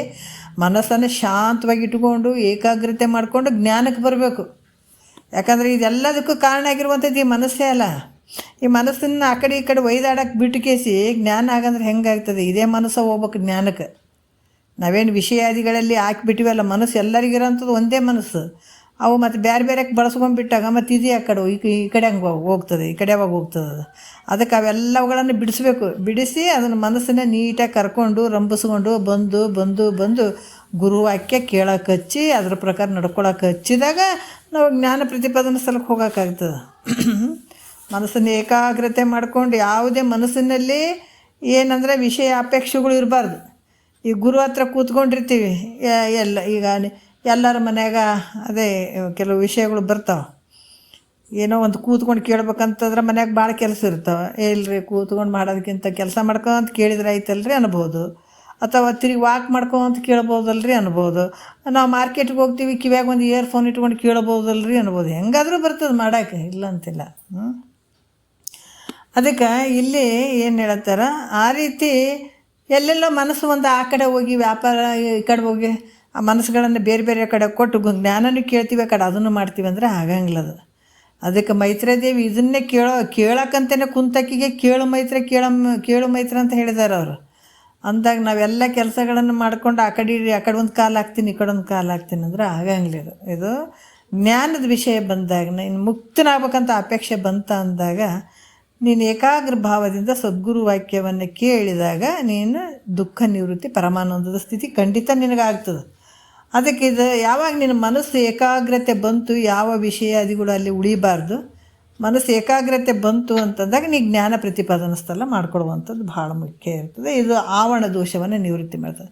ಪ್ರತಿಯೊಬ್ಬರ ಅಂತಃಕರಣದಲ್ಲಿ ಮಲದೋಷ ಮತ್ತು ವಿಕ್ಷೇಪ ದೋಷ ಮತ್ತು ಆವರಣ ದೋಷ ಇರ್ತಾವೆ. ಇವು 3 ನಿವೃತ್ತಿ ಆಗಬೇಕಾಗ್ತದೆ. ಯಾವಾಗ ಇವು 3ರಿಂದ ಏನಾಗ್ತದೆ, ಇಲ್ಲಿ ಮಲ ವಿಕ್ಷೇಪ ದೋಷ ನಿವೃತ್ತಿ ಆಗ್ತದೆ. ಕೊನೆಗೆ ಜ್ಞಾನಕ್ಕೆ ಬಂದಾಗ ಆವರಣ ದೋಷ ನಿವೃತ್ತಿ ಆಗ್ತದೆ. ಇದ್ರ ಸಲುವಾಗಿ ಇವು 5 ಸ್ಥಳಗಳನ್ನು ಹೇಳಿದ್ದಾರೆ. ಮತ್ತು ಶಿವನ ಒಂದು ಶಿವಕಾರುಣ್ಯದಲ್ಲಿ ಶಿವನ ಏನು ಹೇಳ್ತಾರೆ, ಶಿವನ ಕೃಪೆಯನ್ನು ಪಡೆಯುವಂಥದ್ದು. ಮತ್ತು 2ನೇ ಸ್ಥಳದಲ್ಲಿ ಬಿಡುವಂಥದ್ದು ಅಂದರೆ ಜೀವ ಸಂಬೋಧನಾ ಸ್ಥಳದಲ್ಲಿ ವಿಷಯಗಳ ಮೋಹವನ್ನು ಬಿಡುವಂತ ಹೇಳ್ತಾರೆ ಅವರು. ಮತ್ತು 3ನೇ ಸ್ಥಳದಲ್ಲಿ ನಡೆಯುವುದು ಅಂತಂದ್ರೆ ನೀತಿ ಕ್ರಿಯಾಚರ್ಯ ಸ್ಥಳ, ಅಂದರೆ ನೀತಿಯಿಂದ ನಡೀಬೇಕು. ನೀತಿ ಯಾವ ಕಾಲಕ್ಕೂ ಬಿಡಬಾರ್ದು ಅನ್ನುವಂಥದ್ದು.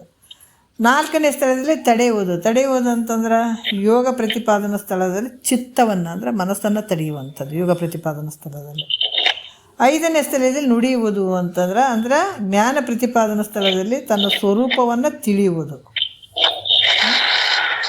ಸ್ವಲ್ಪ ಮ್ಯೂಟ್ ಮಾಡ್ಕೊಳ್ರಿ ದಯವಿಟ್ಟು ಯಾರು.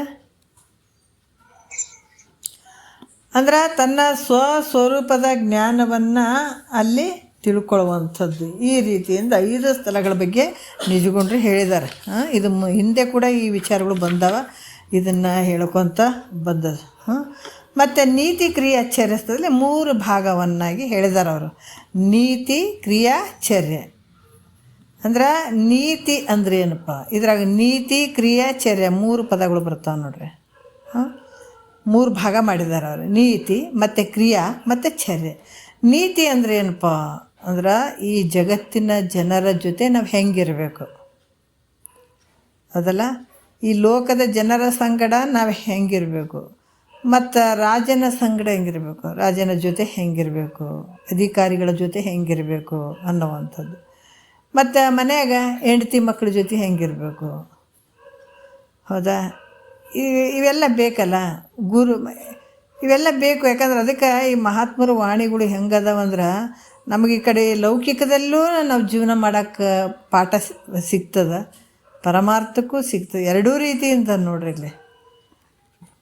ಯಾಕಂದ್ರೆ ನೀತಿ ಅಂತಂದ್ರೆ ಲೋಕದ ಜನರ ಜೊತೆ ಹೆಂಗಿರಬೇಕು, ರಾಜ ಮಿನಿಸ್ಟ್ರುಗಳು ಆಮೇಲೆ ಅಧಿಕಾರಿಗಳು ಇಂಥವ್ರ ಜೊತೆ ಹೆಂಗಿರಬೇಕು, ಹೆಂಡ್ರ ಮಕ್ಕಳ ಜೊತೆ ಹೆಂಗಿರ್ಬೇಕು ಮನ್ಯಾಗ, ಮತ್ತು ಗುರು ಹಿರಿಯರ ಜೊತೆ ಹೆಂಗೆ ನಡ್ಕೊಳ್ಬೇಕು ಅಲ್ಲ, ಈ ರೀತಿ ಹೆಂಗೆ ವ್ಯವಹಾರ ಮಾಡಬೇಕು ಅಂತ, ಮತ್ತು ಜಗತ್ತಿನಲ್ಲಿ ಯಾವ ರೀತಿಯಿಂದ ವರ್ತಿಸ್ಬೇಕು, ನಮ್ಮ ನಡೆ ಹೆಂಗಿರಬೇಕು, ಯಾವ ರೀತಿ ವರ್ತಿಸ್ಬೇಕು ಅನ್ನುವಂಥದ್ದನ್ನು ತಿಳಿಸುವಂಥದ್ದೇ ನೀತಿ ಅಂತ ಹೇಳಿಸ್ಕೊಳ್ತದೆ.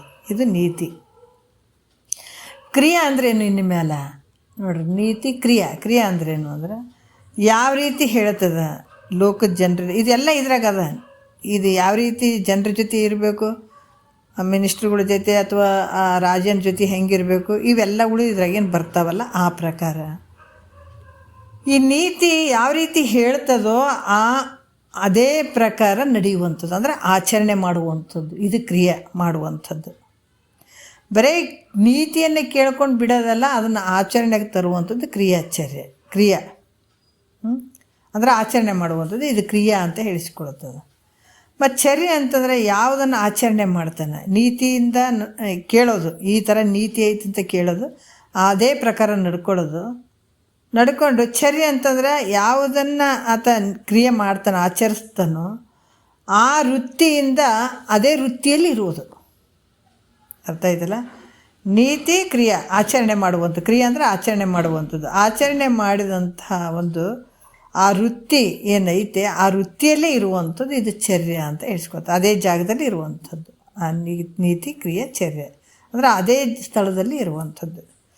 ಅದಕ್ಕೆ ಈ ಸ್ಥಳದಲ್ಲಿ ನೀತಿ ಕ್ರಿಯಾ ಚರ್ಯ ಅಂತ 3 ರೀತಿಯಿಂದ ಹೇಳ್ತಾರೆ ಅವರು.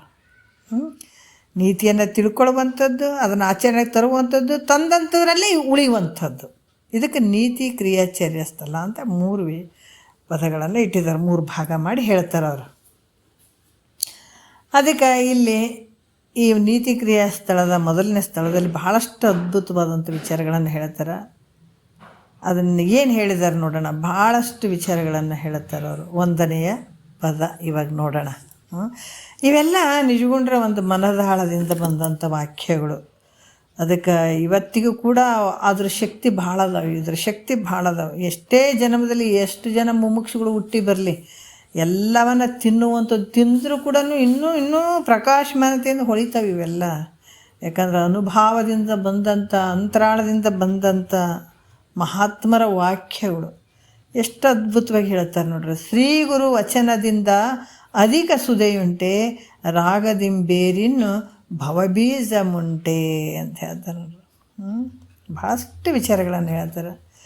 ಶ್ರೀ ಗುರು ಅಂದರೆ ಯಾರಪ್ಪ, ಎಲ್ಲರೂ ಹಾಕ್ಕೊಂಡು ಬೀಳ್ತೀವಿ, ಎಲ್ಲರ ಬಣ್ಣ ಬಯಲಾಗ್ತದೆ ಇಲ್ಲಿ. ಎಲ್ಲರೂ ಸಿಕ್ಕಾಕೊಂಡ್ಬಿಡ್ತೀವಿ. ಗುರುಗಳು ಹೆಂಗಿರ್ಬೇಕು ಅನ್ನೋದು ಸಿಕ್ಕಾಕೊಂಡ್ಬಿಡ್ತೀವಿ. ಗುರುಗಳು ಹೆಂಗಿರ್ಬೇಕು ಅನ್ನೋದು ಐತೆ, ಶಿಷ್ಯರು ಹೆಂಗಿರ್ಬೇಕು ಅನ್ನೋದು ಐತೆ, ಯಾರ್ಯಾರು ಹೆಂಗಿರ್ಬೇಕು, ಯಾವ ರೀತಿ ಮಾಡ್ತಾರೆ ಎಲ್ಲವೂ ಗೊತ್ತಾಗ್ತದೆ. ಇಲ್ಲಿ ಶ್ರೀ ಗುರು ಅಂತಂದರೆ ಯಾರಪ್ಪ ಅಂದ್ರೆ ಶ್ರೋತ್ರಿಯ ಬ್ರಹ್ಮನಿಷ್ಠ ಸದ್ಗುರು. ಗೊತ್ತದ, ಶ್ರೋತ್ರಿಯ ಬ್ರಹ್ಮನಿಷ್ಠ ಹೇಳುವಂಥದ್ದು, ಬ್ರಹ್ಮನಿಷ್ಠದಲ್ಲಿ ಇರುವಂಥವನಿಗೆ ಶ್ರೋತ್ರಿಯ ಬ್ರಹ್ಮನಿಷ್ಠ ಸದ್ಗುರು ಅಂತ ಹೇಳ್ತಾರೆ. ಆ ಗುರುವಿನ ವಚನದಿಂದ ಅಂದ್ರೆ ಶ್ರೋತ್ರಿಯ ಬ್ರಹ್ಮನಿಷ್ಠದ ಗುರುವಿನ ವಚನದಿಂದ ನೋಡ್ರಿ. ಅಂದರೆ ವಚನ ಅಂತಂದ್ರೆ ನೀತಿ, ಭಕ್ತಿ, ಬ್ರಹ್ಮೋಪದೇಶದ ವಚನಕ್ಕಿಂತಲೂ ಭಾಳ ಶ್ರೇಷ್ಠವಾಗಿರುವಂಥದ್ದು. ವಚನಕ್ಕಿಂತಲೂ ನೋಡ್ರಿ ಶ್ರೇಷ್ಠ ಅಂದ್ರೆ ಏನದ ಇದು, ಇದಕ್ಕಿಂತ ಏನಾದರೂ ಅಮೃತ ಐತೇನು ಜಗತ್ತಿನೊಳಗೆ ಅಂದ್ರೆ ಶ್ರೋತ್ರಿಯ ಬ್ರಹ್ಮನಿಷ್ಠ ಸದ್ಗುರುವಿನ ವಚನಕ್ಕಿಂತಲೂ ಹೆಚ್ಚಿನ ಅಮೃತ ಐತೇನಂದರೆ ಇಲ್ಲ. ಅದಕ್ಕೆ ಇಲ್ಲಿ ಕೂಡ ಹೇಳ್ತಾರೆ, ಮಹಾತ್ಮರು ಭಾಳಷ್ಟು ತತ್ವ ಪದಗಳನ್ನು ಬರೆದ್ರು, ವಚನಗಳನ್ನು ಬರೆದ್ರು. ಅವ್ರು ಮುಖ್ಯ ಏನು ತಿಳ್ಕೊಂಡ್ರ, ಯಾರು ಅದೀವಿ ಅನ್ನಂತ ತಿಳ್ಕೊಂಡ್ರು, ತತ್ವವನ್ನು ಬಲ್ಲಂಥವ್ರು ತಿಳ್ಕೊಂಡು ಭಾಳಷ್ಟು ಅಜ್ಞಾನಿಗಳಿಗೆ ಇವು ಉಪಯೋಗ ಆಗಲಿ ಅಂತ ತಮ್ಮ ಮನದಾಳದಿಂದ ಬಂದಂಥ ವಚನಗಳನ್ನು ರಚಿಸಿದರು. ಯಾಕಂದರೆ ಒಂದೊಂದು ವಚನಗಳಲ್ಲಿ ಒಂದೊಂದು ಪ್ರಶ್ನೆಗಳನ್ನು ಇಟ್ಟಿದ್ದಾರೆ, ಉತ್ತರಗಳನ್ನು ಇಟ್ಟಿದ್ದಾರೆ. ಇದನ್ನು ಹಿಡ್ಕೊಂಡು ತತ್ವವನ್ನು ತಿಳ್ಕೊಳ್ಳಿ ಅನ್ನುವಂಥ ಕರುಣೆ ತುಂಬಿದಂಥ ವಚನಗಳು ಅವೆಲ್ಲ. ಈಗ ನಾವು ಬಸವಣ್ಣವ್ರ ವಚನಗಳಾಗಿರ್ಬೋದು, ಅಕ್ಕ ಮಾದೇವಿ ವಚನಗಳಾಗಿರ್ಬೋದು, ಅಲ್ಲಮ ಪ್ರಭುಗಳ ವಚನಗಳಾಗಿರ್ಬೋದು, ಸರ್ವಜ್ಞನ ವಚನಗಳಾಗಿರ್ಬೋದು. ಯಾಕಂತಂದ್ರೆ ಅವರು ಹೊಟ್ಟೆ ತುಂಬ ಉಂಡ್ರು ಖುಷಿಯಾಗಿ ಸಂತೋಷದಿಂದ ಬಂದಂಥ ನುಡಿಗಳು ಅವೆಲ್ಲ. ಮತ್ತು ತಮ್ಮೊಳಗೆ ತಾವು ಹೊಕ್ಕೊಂಡು ತಮ್ಮಲ್ಲೇ ಪ್ರಶ್ನೆ ಮಾಡ್ಕೊಂಡು ಬಂದಂಥ ಬರೆದಂಥ ನುಡಿಗಳು ಅವೆಲ್ಲ. ಅವ್ರಿಗೆ ಹೇಳಿದಂಥ ವಿಚಾರಗಳು. ಯಾಕಂದ್ರೆ ಇವೆಲ್ಲ ಮುಮುಕ್ಷಿಗಳಿಗೆ ಅದೇ ಪ್ರಶ್ನೆಗಳು ಬರ್ತಾವ, ಅದನ್ನೇ ಊಟ ಮಾಡಬೇಕಾಗ್ತದ. ಹಂಗಾಗಿ ಭಾಳಷ್ಟು ಉಪಕಾರ ಮಾಡಿದಂಥ ಮಹಾತ್ಮರು, ತತ್ವವನ್ನು ಬಲ್ಲಂಥವ್ರು ಅವರೆಲ್ಲ. ಅದಕ್ಕೆ ಇಲ್ಲಿ ಕೂಡ ಶ್ರೀಗುರು ವಚನದಿಂದ ಅಧಿಕ ಸುದೆಯುಂಟೆ ಅಂತ ಬ್ರಹ್ಮನಿಷ್ಠ ಶ್ರೋತ್ರಿಯ ಬ್ರಹ್ಮನಿಷ್ಠನಾದಂಥ ಸದ್ಗುರುವಿನ ವಚನ ನೋಡ್ರಿ. ಅದಕ್ಕೆ ಹೇಳ್ತಾರೆ, ಸತ್ಯವಂತರ ಸಂಘವಿರಲು. ಇವೆಲ್ಲ ಎಲ್ಲಿರ್ತಾವ್ರಿ ಅಂತಂದ್ರೆ ಸತ್ಯ ವಸ್ತುವನ್ನು ತಿಳ್ಕೊಂಡಂಥ ಸತ್ಸಂಗ ಮಾಡಬೇಕು. ಅಲ್ಲಿ ಸತ್ಯ ವಸ್ತುನೇ ಇರಲಿಲ್ಲ ಅಂದ್ರೆ 20 ವರ್ಷ ಮಾಡಿರಿ, 30 ವರ್ಷ ಮಾಡಿರಿ, ಸತ್ಸಂಗ ತೊಗೊಂಡು ಏನು ಮಾಡ್ತೀರಿ? ನಾವು ಸತ್ಯ ವಸ್ತು ಬಲ್ಲಂಥವರ ಒಂದು ಸಂಘ ಇರಬೇಕಲ್ಲಿ, ಅಂದಾಗ ನಡೀತಾವಿಲ್ಲಿ. ಇಲ್ಲಾಂದ್ರೆ ಅದೇ ಇರಲಾರ್ದೆ ನೀವು ಯೋಚಿಸ್ ನಾವು ಸತ್ಸಂಗ ಮಾಡ್ತೀವಿ ರೀ, ನಾವು ಸತ್ಸಂಗ ಮಾಡ್ತೀವಿ ರೀ. ಸತ್ಸಂಗ ಹೆಂಗೆ ಸತ್ಸಂಗ ಅಂದ್ರೆ ಏನಪ್ಪ? ಅಲ್ಲಿ ಸತ್ಯ ವಸ್ತುವನ್ನು ತಿಳಿಸುವಂಥ ಒಂದು ಶಕ್ತಿ ಅಲ್ಲಿರಬೇಕು, ಅದಕ್ಕೆ ಸತ್ಸಂಗ. ಅಲ್ಲಿ ಶ್ರೀ ಗುರು ಎಂಥ ಶ್ರೋತ್ರಿಯ ಬ್ರಹ್ಮನಿಷ್ಠ ಸದ್ಗುರು ಈತನ ವಚನದಿಂದ ಅಂದ್ರೆ ಆತನ ಒಂದು ಬ್ರಹ್ಮೋಪದೇಶ, ಬ್ರಹ್ಮನ ಬಗ್ಗೆ ಹೇಳುವಂಥದ್ದು. ಜಗತ್ತಿನೊಳಗೆ ಬೇರೆ ಏನಾರು ಅಮೃತ ಐತೇನು ಅಂತಂದರೆ ಇಲ್ಲ. ಬ್ರಹ್ಮನಿಷ್ಠನಾದಂಥ ಗುರುವಿನ ವಚನಕ್ಕಿಂತಲೂ ಹೆಚ್ಚಿನ ಅಮೃತ ಐತೇನಂದ್ರೆ, ಅಮೃತ ಅಂದರೆ ಏನು? ಎರಡೂ ವಿಚಾರಗಳದಾದ್ರೆ. ಮೃತ ಅಂದ್ರೆ ಸಾಯುವಂಥದ್ದು, ಅಮೃತ ಅಂದರೆ ಸಾಯದೇ ಇರುವಂಥದ್ದು. ನಾವೆಲ್ಲ ಅಂದ್ಕೊಳ್ತೀವಿ, ಭಾಳಷ್ಟು ಜನ ನಮಗೂ ಹೇಳ್ತಾರೆ, ಇಲ್ಲರಿ ನೀವೆಲ್ಲ ಇಷ್ಟು ಹೇಳ್ತೀರಿ, ಗುರುಗಳೇನು ಉಳ್ದ ಬಿಟ್ಟಾರ, ಅವ್ರ ಶರೀರ ಹೋಗಿಲ್ಲ, ಮತ್ತು ಸಾಯ್ತಾರಲ್ರಿ, ಸಾಯಂಗಿಲ್ಲ ಅಂತ ನೀವು ಅಂತೀರಿ ಅಂತಾರೆ. ಅಂದುಗಳನ್ನೇ ಏನು ಹೇಳ್ಬೇಕು ಅವರಿಗೆ? ಅವ್ರಿಗೆ ಯಾಕಂದ್ರೆ ಶಾಸ್ತ್ರ ಕೇಳಿಲ್ಲ, ಮತ್ತು ಅವ್ರು ಹಂಗೆ ಅಂತಾರೆ. ನೀವು ಇಷ್ಟೆಲ್ಲ ಶಾಸ್ತ್ರ ಹೇಳ್ತೀರಲ್ಲ, ಮತ್ತು ಸಾಯೋದು ಬಿಡ್ತೀರೇನು? ಸತ್ಯ ಹೋಗ್ತೀರಿ ನೀವು, ಮತ್ತು ಇದಕ್ಕೆ ಯಾಕೆ ಮಾಡ್ಕೋಬೇಕಂತಾರೆ. ಅದಕ್ಕೆ ಯಾವುದೇ ಒಂದು ಹಣ್ಣುಗಳು ತಂದರೆ ಸಿಪ್ಪೆ ಸಮೇತ ತಿಂದುಬಿಡ್ತೀವಿ ನಾವು. ಅಂದರೆ ಸಿಪ್ಪಿಗಳನ್ನು ತೆಗೆದು ಬಿಡ್ತೀವಲ್ಲ, ತೆಗೆದು ತಿರುಳನ್ನು ಮಾತ್ರ ತಿಂತೀವಿ. ಯಾವತ್ತಾರು ತಿಳಿದವರು ತಿಳಿಲಾರ್ದವ್ರು ಎಲ್ಲರೂ ಹಂಗೆ ಗಬ ಗಬ ಗಬ ತಿಂದುಬಿಡ್ತಾರೆ. ಏನಂದ್ರಲ್ಲ, ತಂದು ಅಂಗಡಿಯಿಂದ ತಂದು ಅದನ್ನು ತೊಳೆದು ಸಿಪ್ಪಿಗಳನ್ನು ತೆಗೆದು ತಿರುಳನ್ನು ತಿಂತಾರಿಲ್ಲ. ಅದ್ರಂಗೆ ಇಲ್ಲಿ ಕೂಡ ಶರೀರ ಅನ್ನುವಂಥದ್ದು ಒಂದು ಸಿಪ್ಪೆ ಐತದ. ಸಿಪ್ಪಿನ ತೆಗೆದು ಬಿಸಾಕ್ತಾನೆ ಸದ್ಗುರುನಾಥ. ಒಳಗಿರುವಂಥದ್ದು ತಿರುಳು, ಅದು ಯಾವತ್ತಿರುವಂಥದ್ದು ಅದು, ಅದನ್ನು ತಿನ್ನಿಸ್ತಾನೆ. ಆವಾಗ ನೀನು ಅದನ್ನು ತಿರುಳನ್ನು ತಿಳ್ಕೊಂಬಿಟ್ಟೆ ಅಂದರೆ ಇದು ಸಿಪ್ಪಿ ಮಾತ್ರ ಹೋಗ್ಬಿಡ್ತದೆ ಹೊರತಾಗಿ ನೀನು ಯಾವತ್ತು ಇರೋವನೇ ಒಳಗಿದ್ದದ್ದು ತೋರಿಸ್ತಾನಂತೆ. ತಿರುಳು ನಿನ್ನೊಳಗಡೆ ಏನಿರ್ತದೆ ಅದು ತೋರಿಸಿದಾಗ ನೀನು ಯಾವಾಗಲೂ ಇರುವಂಥವನ್ನದಿಯಪ್ಪ. ಇದು ಶರೀರಕ್ಕೆ ಸಿಪ್ಪಿ, ಇದು ಸಿಪ್ಪಿದ್ದಂಗೆ ಇದು. ಅದಕ್ಕೆ ಇದನ್ನು ಇಂಥ ಒಂದು ವಿಷಯವನ್ನು ತಿಳಿಸುವಂಥವನು ಆ ತಾಕತ್ತು ಯಾರಿಗೈತೆ ಅಂದ್ರೆ ಸದ್ಗುರುವಿಗೆ ಮಾತ್ರ ಐತದ. ಅದಕ್ಕೆ ಆತನ ವಚನ ಅಂತ ಯಾಕ್ರಿ ಹೇಳ್ಬೇಕು? ಮಾತಂತ ಹೇಳ್ಬೋದಾಗಿತ್ತಲ್ಲ ಅಂದ್ರೆ ಮಾತು ಅನ್ನಂಗಿಲ್ಲ. ಯಾಕಂದ್ರೆ ನಡೆದಂಥ ನಡೆದಂಥ ಅವನ ವಾಕ್ಯಗಳಿಗೆ ವಚನ ಅಂತ ಹೇಳ್ತಾರೆ. ಈಗ ನಮ್ಮ ಮಾತುಗಳು ಹೆಂಗಿರ್ತಾವ, ಈಗ ಇಲ್ಲೊಂದು ಮಾತಾಡಿರ್ತೀವಿ, ಸ್ವಲ್ಪ ಮುಂದಕ್ಕೆ ಹೋಗೋದು ಆ ಮಾತುಗಳೇ ಇರಂಗಿಲ್ಲ ನಮಗೆ, ಬೇರೆ ಮಾತಾಡಿರ್ತೀವಿ. ಅದಕ್ಕೆ ನಮಗೆ ನಡೆದಂಥ ನುಡಿ ಇರಂಗಿಲ್ಲ, ನುಡ್ದಂಗೆ ನಡೆ ಇರಂಗಿಲ್ಲ ನಮಗೆ. ಅದಕ್ಕೆ ನಮಗೆ ಬರೀ ಮಾತುಗಳಾಗಿಬಿಡ್ತಾವೆ. ಸದ್ಗುರುವಿನ ವಾಕ್ಯ ಶಕ್ತಿ ಕೊಡ್ತಾವ್ರಿ, ಅವು ಭಾಳಷ್ಟು ಶಕ್ತಿ ಕೊಡ್ತಾವೆ. ಯಾಕ್ರಿ ಮತ್ತು ಗುರುವಿನ ವಾಚನ ಭಾಳಷ್ಟು ಜನರಿಗೆ ಗುರುಗಳು ಅನ್ನೋದೇ ಗೊತ್ತಿಲ್ಲ ನೋಡ್ರಿ. ನಮಗೆ ನಾವು ಇಷ್ಟು ಭಾವಕ್ಕೆ ಬಂದೀವಿ ಅಂದ್ರೆ ಭಾಳ ಖುಷಿ ಪಡಬೇಕು. ಗುರುಗಳಂದ್ರೆ ಗೊತ್ತಿಲ್ಲ, ಅವರಿಂದ ಏನು ಪಡ್ಕೊಳ್ಬೇಕು, ಯಾಕೆ ಬಂದ ಗುರು ಸದ್ಗುರು ಭೂಮಿಗನು ಏನು ಗೊತ್ತಿಲ್ಲ. ದನ ಕರಗಳು ಹೆಂಗೆ ಪ್ರಾಣಿ ಪಕ್ಷಿಗಳು ಬಂದು ತಿಂದು ಉಂಡು ಸತ್ಕೊಂಡು ಹೋಗ್ತಾವೆ, ಹಂಗೆ ಜೀವನ ಮಾಡೋರು ಭಾಳ ಜನ ಅದಾರ. ಅದಕ್ಕೆ ಇಲ್ಲಿ ಗುರುವಿನ ಅರ್ಥನೂ ಗೊತ್ತಿಲ್ಲ, ವಾಕ್ಯನೂ ಗೊತ್ತಿಲ್ಲ, ಗುರು ಅಂದ್ರೂ ಗೊತ್ತಿಲ್ಲ. ಅವರು ನಮ್ಮಂಗೆ ಒಬ್ಬ ಮನುಷ್ಯ ಅದಾನ ಅಂತ ತಿಳ್ಕೊತಾರೆ. ಬಟ್ ಎಲ್ಲ ಗುರುಗಳು ಆಗಂಗಿಲ್ಲ, ಅದೊಂದನ್ನು ಅರ್ಥ ಮಾಡ್ಕೋಬೇಕು ನಾವು. ಗುರುಗಳಲ್ಲಿ 6 ಮಂದಿ ಗುರುಗಳ ಬಗ್ಗೆ ಬರ್ಕೊಂಡು ಬರ್ತಾರೆ ನಿಜಗೊಂಡ್ರು ಕೂಡ. ಆದ್ರೆ ಶ್ರೋತ್ರಿಯ ಬ್ರಹ್ಮನಿಷ್ಠ ಸದ್ಗುರು ಸಿಗೋದು ಭಾಳ ದುರ್ಲಭ. ಅದು ಸಿಕ್ಕ ಬಹು ಲಾಭ. ಅದು ಸಿಗೋದು ಎಲ್ಲೋ ಅಪರೂಪ. ಆ ರೀತಿ ಸಿಕ್ಕನಂದ್ರೆ ನಮಗೆ ನಮ್ಮ ಜನ್ಮದ ಪುಣ್ಯ ಅಂತ ಹೇಳಬೇಕಾಗ್ತದೆ. ಅದಕ್ಕೆ ಈತನ ವಾಕ್ಯಗಳಲ್ಲಿ ಬಹಳ ಇರ್ತದೆ. ಈಗ ಯಾವ ರೀತಿಯಪ್ಪ ಅಂತಂದ್ರೆ, ಗುರುವಿನ ವಾಕ್ಯನೇ ಯಾಕೆ ಕೇಳಬೇಕು, ಬೇರೆದವ್ರು ಮಾತಾಡ್ತಾರಲ್ಲ ಅವ್ರು ಕೇಳ್ಬೋದಲ್ಲ ಅಂದ್ರೆ ಹಂಗೆ ಶಕ್ತಿ ಇರೋಂಗಿಲ್ಲ. ಗುರುವಿನಲ್ಲೇ ಆ ಶಕ್ತಿ ಇರ್ತದೆ, ಆ ವಚನದಲ್ಲೇ ಅಷ್ಟು ಶಕ್ತಿ ಇರ್ತದೆ. ಒಂದು ಗುಂಡುಗಳನ್ನು ತೊಗೊಂಡು ಬರೀ ಕೈಲಿ ಹೊಡೆದ್ರೆ ಏನಾದರೂ ಪ್ರಾಣಿ ಪಕ್ಷಿಗಳು ಸಾಯ್ತಾವೇನಂದ್ರೆ ಇಲ್ಲ, ಅದೇ ಗುಂಡನ್ನು ಬಂದೂಕದಾಗ ಹಾಕಿ ಕೊಡಿದ್ರೆ ಸಾಯ್ತಾವೆ ನೋಡ್ರಿ. ಹಾಗೆ ಇಲ್ಲಿ ಕೂಡ ಸದ್ಗುರುವಿನ ವಚನದಿಂದ ಬಂದಂಥ ವಾಕ್ಯಗಳು ವಚನಗಳು ಏನಿರ್ತಾವ, ನಿನ್ನ ಮೂಲ ಅಜ್ಞಾನವನ್ನು ನಿವೃತ್ತಿ ಮಾಡುವಂಥ ಶಕ್ತಿ ಇರ್ತದೆ, ಸಾಮಾನ್ಯ ಅಲ್ಲ. ನಿನ್ನ ಮೂಲ ಅಜ್ಞಾನ ಏನು ಅಜ್ಞಾನ ಐತಲ್ಲ, ಇದು ನಿನ್ನಲ್ಲಿ ಕುಂತದಲ್ಲಿ ಅಜ್ಞಾನ ಅನ್ನುವಂಥದ್ದು. ಅದಕ್ಕಾಗಿ ಇವು 3 ಶರೀರಗಳು, 3 ಜೀವರುಗಳು, ಈ ಜಾಗ್ರ ಸ್ವಪ್ನ ಅವಸ್ಥೆಗಳು, ಈ 84 ಲಕ್ಷ ಜೀವರಾಶಿ ಇವೇನು ಅದಾವ, ಇವೆಲ್ಲ ತಿರುಗಾಡೋದು ಇದೆಲ್ಲ ಯಾವುದರಿಂದ ಬಂದದಂದ್ರೆ ನಿನ್ನ ಅಜ್ಞಾನದಿಂದ. ಅದರಿಂದ ಸತ್ಯ ಅಂದರೆ ಮಿಥ್ಯ ಇವೆಲ್ಲ. ನೀವು ಹುಟ್ಟಿನಂದ್ರೂ ಸತ್ಯ, 3 ಶರೀರ ಇವೆಲ್ಲ ಏನದಾವ ನಿನ್ನ ಗೊಂದಲಕ್ಕೆ ಹಾಕಿದಾವೆ ಇವು. ವಿಚಾರ ಮಾಡಿ ನೋಡಿದ್ರೆ ಅದಕ್ಕೆ 6 ನಾನೆಂದು ವಿಚಾರಿಸು ವಿಷಮ ಸಂಸಾರ ಇದು ಕನಸು ಅಂತ ತಿಳ್ಕೊಂತ. ಯಾತಿ ಕೇಳಿದ್ರೆ ಈ ಜನನ ಮರಣ ಅನ್ನುವಂಥ ಸಂಸಾರ ಸುಳ್ಳದ. ನಿನಗೆ ಅನಿಸೋದನ್ನ ಸಾಯ್ತೀನಿ ಹೋಗ್ತೀನಿ ಬರ್ತೀನಿ ಅಂತ, ನೀ ಸಾಯೋವನಲ್ಲ ಹುಟ್ಟುವವನಲ್ಲ. ನಿನ್ನ ಭ್ರಮೆದಿಂದ ನೀನು ಸತ್ತಂಗೆ ಆಗ್ಯದ, ನಿನಗೆ ಹುಟ್ಟಿದಂಗೆ ಆಗ್ಯದ. ಹೌದಲ್ಲ, ನೀನು ಮುಂಚೆನೇ ಎದ್ದಂಗೆ ಆಗ್ತದೆ, ರಾತ್ರಿ ಮಲಗಿದಂಗೆ ಆಗ್ತದೆ, ಕನಸು ಬಿದ್ದಂಗೆ ಆಗ್ತದೆ, ನಿದ್ರೆ ಬಂದಂಗೆ ಆಗ್ತದೆ. ಇದೆಲ್ಲ ಯಾವುದಪ್ಪ ಅಂದ್ರೆ ನಿನಗೆ ಹಿಡ್ದಂಥ ಭ್ರಮೆ ಅದು. ಅದಕ್ಕೆ ಮಹಾತ್ಮರು ಹೇಳ್ತಾರೆ, ಇಂಥ ಒಂದು ಭ್ರಮೆ ಅಜ್ಞಾನ ನಿವೃತ್ತಿ ಆಗ್ಬೇಕಾದ್ರೆ ಸದ್ಗುರುವಿನ ವಚನದಾಗ ಮಾತ್ರ ಐತಿ ನೋಡಂತಾರೆ ಅವ್ರು. ಇದೆಲ್ಲ ನಿವೃತ್ತಿ ಆಗ್ಬೇಕು ನಮಗೆ ಅಂದಾಗ. ಇದು ಎಲ್ಲಿ ಸಿಗ್ತದಪ್ಪ ಈ ವಚನ ಅಂತಂದ್ರೆ ಸದ್ಗುರು ವಚನದಲ್ಲೇ ಇಂಥ ಶಕ್ತಿ ಅದ, ತಾಕತ್ತದ. ಅಮೃತ ಅಂದ್ರೆ ಸಾಯದೇ ಇರುವಂಥದ್ದು, ಮೃತ ಅಂದ್ರೆ ಸಾಯುವಂಥದ್ದು. ಅದಕ್ಕೆ ಇದೆಲ್ಲ ಎಲ್ಲೈತೆ ಅಂದ್ರೆ ಸದ್ಗುರು ವಚನದಲ್ಲೇ ಐತೆ. ಮತ್ತು ಈಗ ಭಾಳಷ್ಟು ಜನ ಹೇಳ್ತಾರೆ, ಕೆಲವರು ಏನು ಅಮೃತ ಹಾಲು ತುಪ್ಪದಾಗ ಐತ್ರಿ ಅಂತೇಳಿ, ಪಂಚಾಮೃತ ಹಂಗೆಲ್ಲ ಮಾಡ್ತದಲ್ಲ, ಅದ್ರಾಗ ಐತ್ರಿ. ಯಾಕಂದ್ರೆ ಹಾಲು ತುಪ್ಪ ಇವೆಲ್ಲಗಳು ಸೇವನೆ ಮಾಡೋದ್ರಿಂದ ದೇಹ ಹೆಂಗಾಗ್ತದೆ, ಭಾಳಷ್ಟು ದಪ್ಪ ಪುಷ್ಟಿ ಕೊಡ್ತದೆ ದೇಹಕ್ಕೆ. ಹೌದಲ್ಲ, ಅಂಥ ಕಣ ಶುದ್ಧ ಆಗ್ತದೆ. ಹಾಲು ತುಪ್ಪದಲ್ಲಿ ಅಮೃತ ಅದ ಅಂತ ಹೇಳ್ತಾರೆ ಕೆಲವರು. ಯಾಕಂದರೆ ದೇಹಕ್ಕೆ ಇದು ತಿನ್ನೋದ್ರಿಂದ ದೇಹಕ್ಕೆ ಏನಾಗ್ತದೆ, ದೇಹದ ಪುಷ್ಟಿ ಆಗ್ತದೆ, ಮತ್ತು ಅಂಥ ಕಣ ಭಾಳ ಶುದ್ಧ ಆಗ್ತದೆ. ಮತ್ತು ಹಾಲು ತುಪ್ಪ ಅಮೃತ ಆಗಿರ್ತದೆ ಅಂತ ಕೆಲವ್ರು ಹೇಳ್ತಾರೆ. ಅದಕ್ಕೆ ಹಾಲು ತುಪ್ಪ ಅಮೃತ ಆಗಿರ್ತದೆ, ಅಂಥ ಕಣ ಶುದ್ಧ ಇರ್ತದೆ, ಮನಸ್ಸು ಶಾಂತಿ ಇರ್ತದೆ. ಅದಕ್ಕೆ ಹಾಲು ತುಪ್ಪ ತಿನ್ನೋದ್ರಿಂದ ಅದು ಅಮೃತ ಸಮಾಪ, ಅಮೃತನೇ ಆಗಿರ್ತದೆ ಅಂತ ಹೇಳ್ತಾರೆ ಅವರು. ಅಮೃತ ಆಗಿರ್ತದೆ ಅಂತ ಹೇಳ್ತಾರೆ. ಇನ್ನು ಕೆಲವರು ದೇವಲೋಕದಲ್ಲಿ ಅಮೃತ ಐತಿ ಅಂತ ಕೆಲವ್ರು ಹೇಳ್ತಾರೆ. ನಾನಾ ರೀತಿಯಿಂದ ಒಬ್ಬೊಬ್ರಿಗೆ ಒಂದೊಂದು ಥರ ಹೇಳ್ತಾರೆ ಅವರು. ದೇವತೆಗಳು ಅಮೃತ ಪಾನ ಮಾಡಿ ಅಮರರಾಗಿದ್ದಾರೆ, ಅದಕ್ಕೆ ಅವರು ಅಮರರಾಗಿದ್ದಾರಪ್ಪ, ಅವರಿಗೆ ಅಮರರಂತ ಹೆಸರು ಪ್ರಾಪ್ತಿಯಾಗ್ಯದ ಅವರಿಗೆ. ಆದ್ದರಿಂದ ದೇವಲೋಕದಲ್ಲಿ ಅಮೃತ ಐತಿ ಅಂತ ಇನ್ನೂ ಕೆಲವರು ಹೇಳ್ತಾರೆ.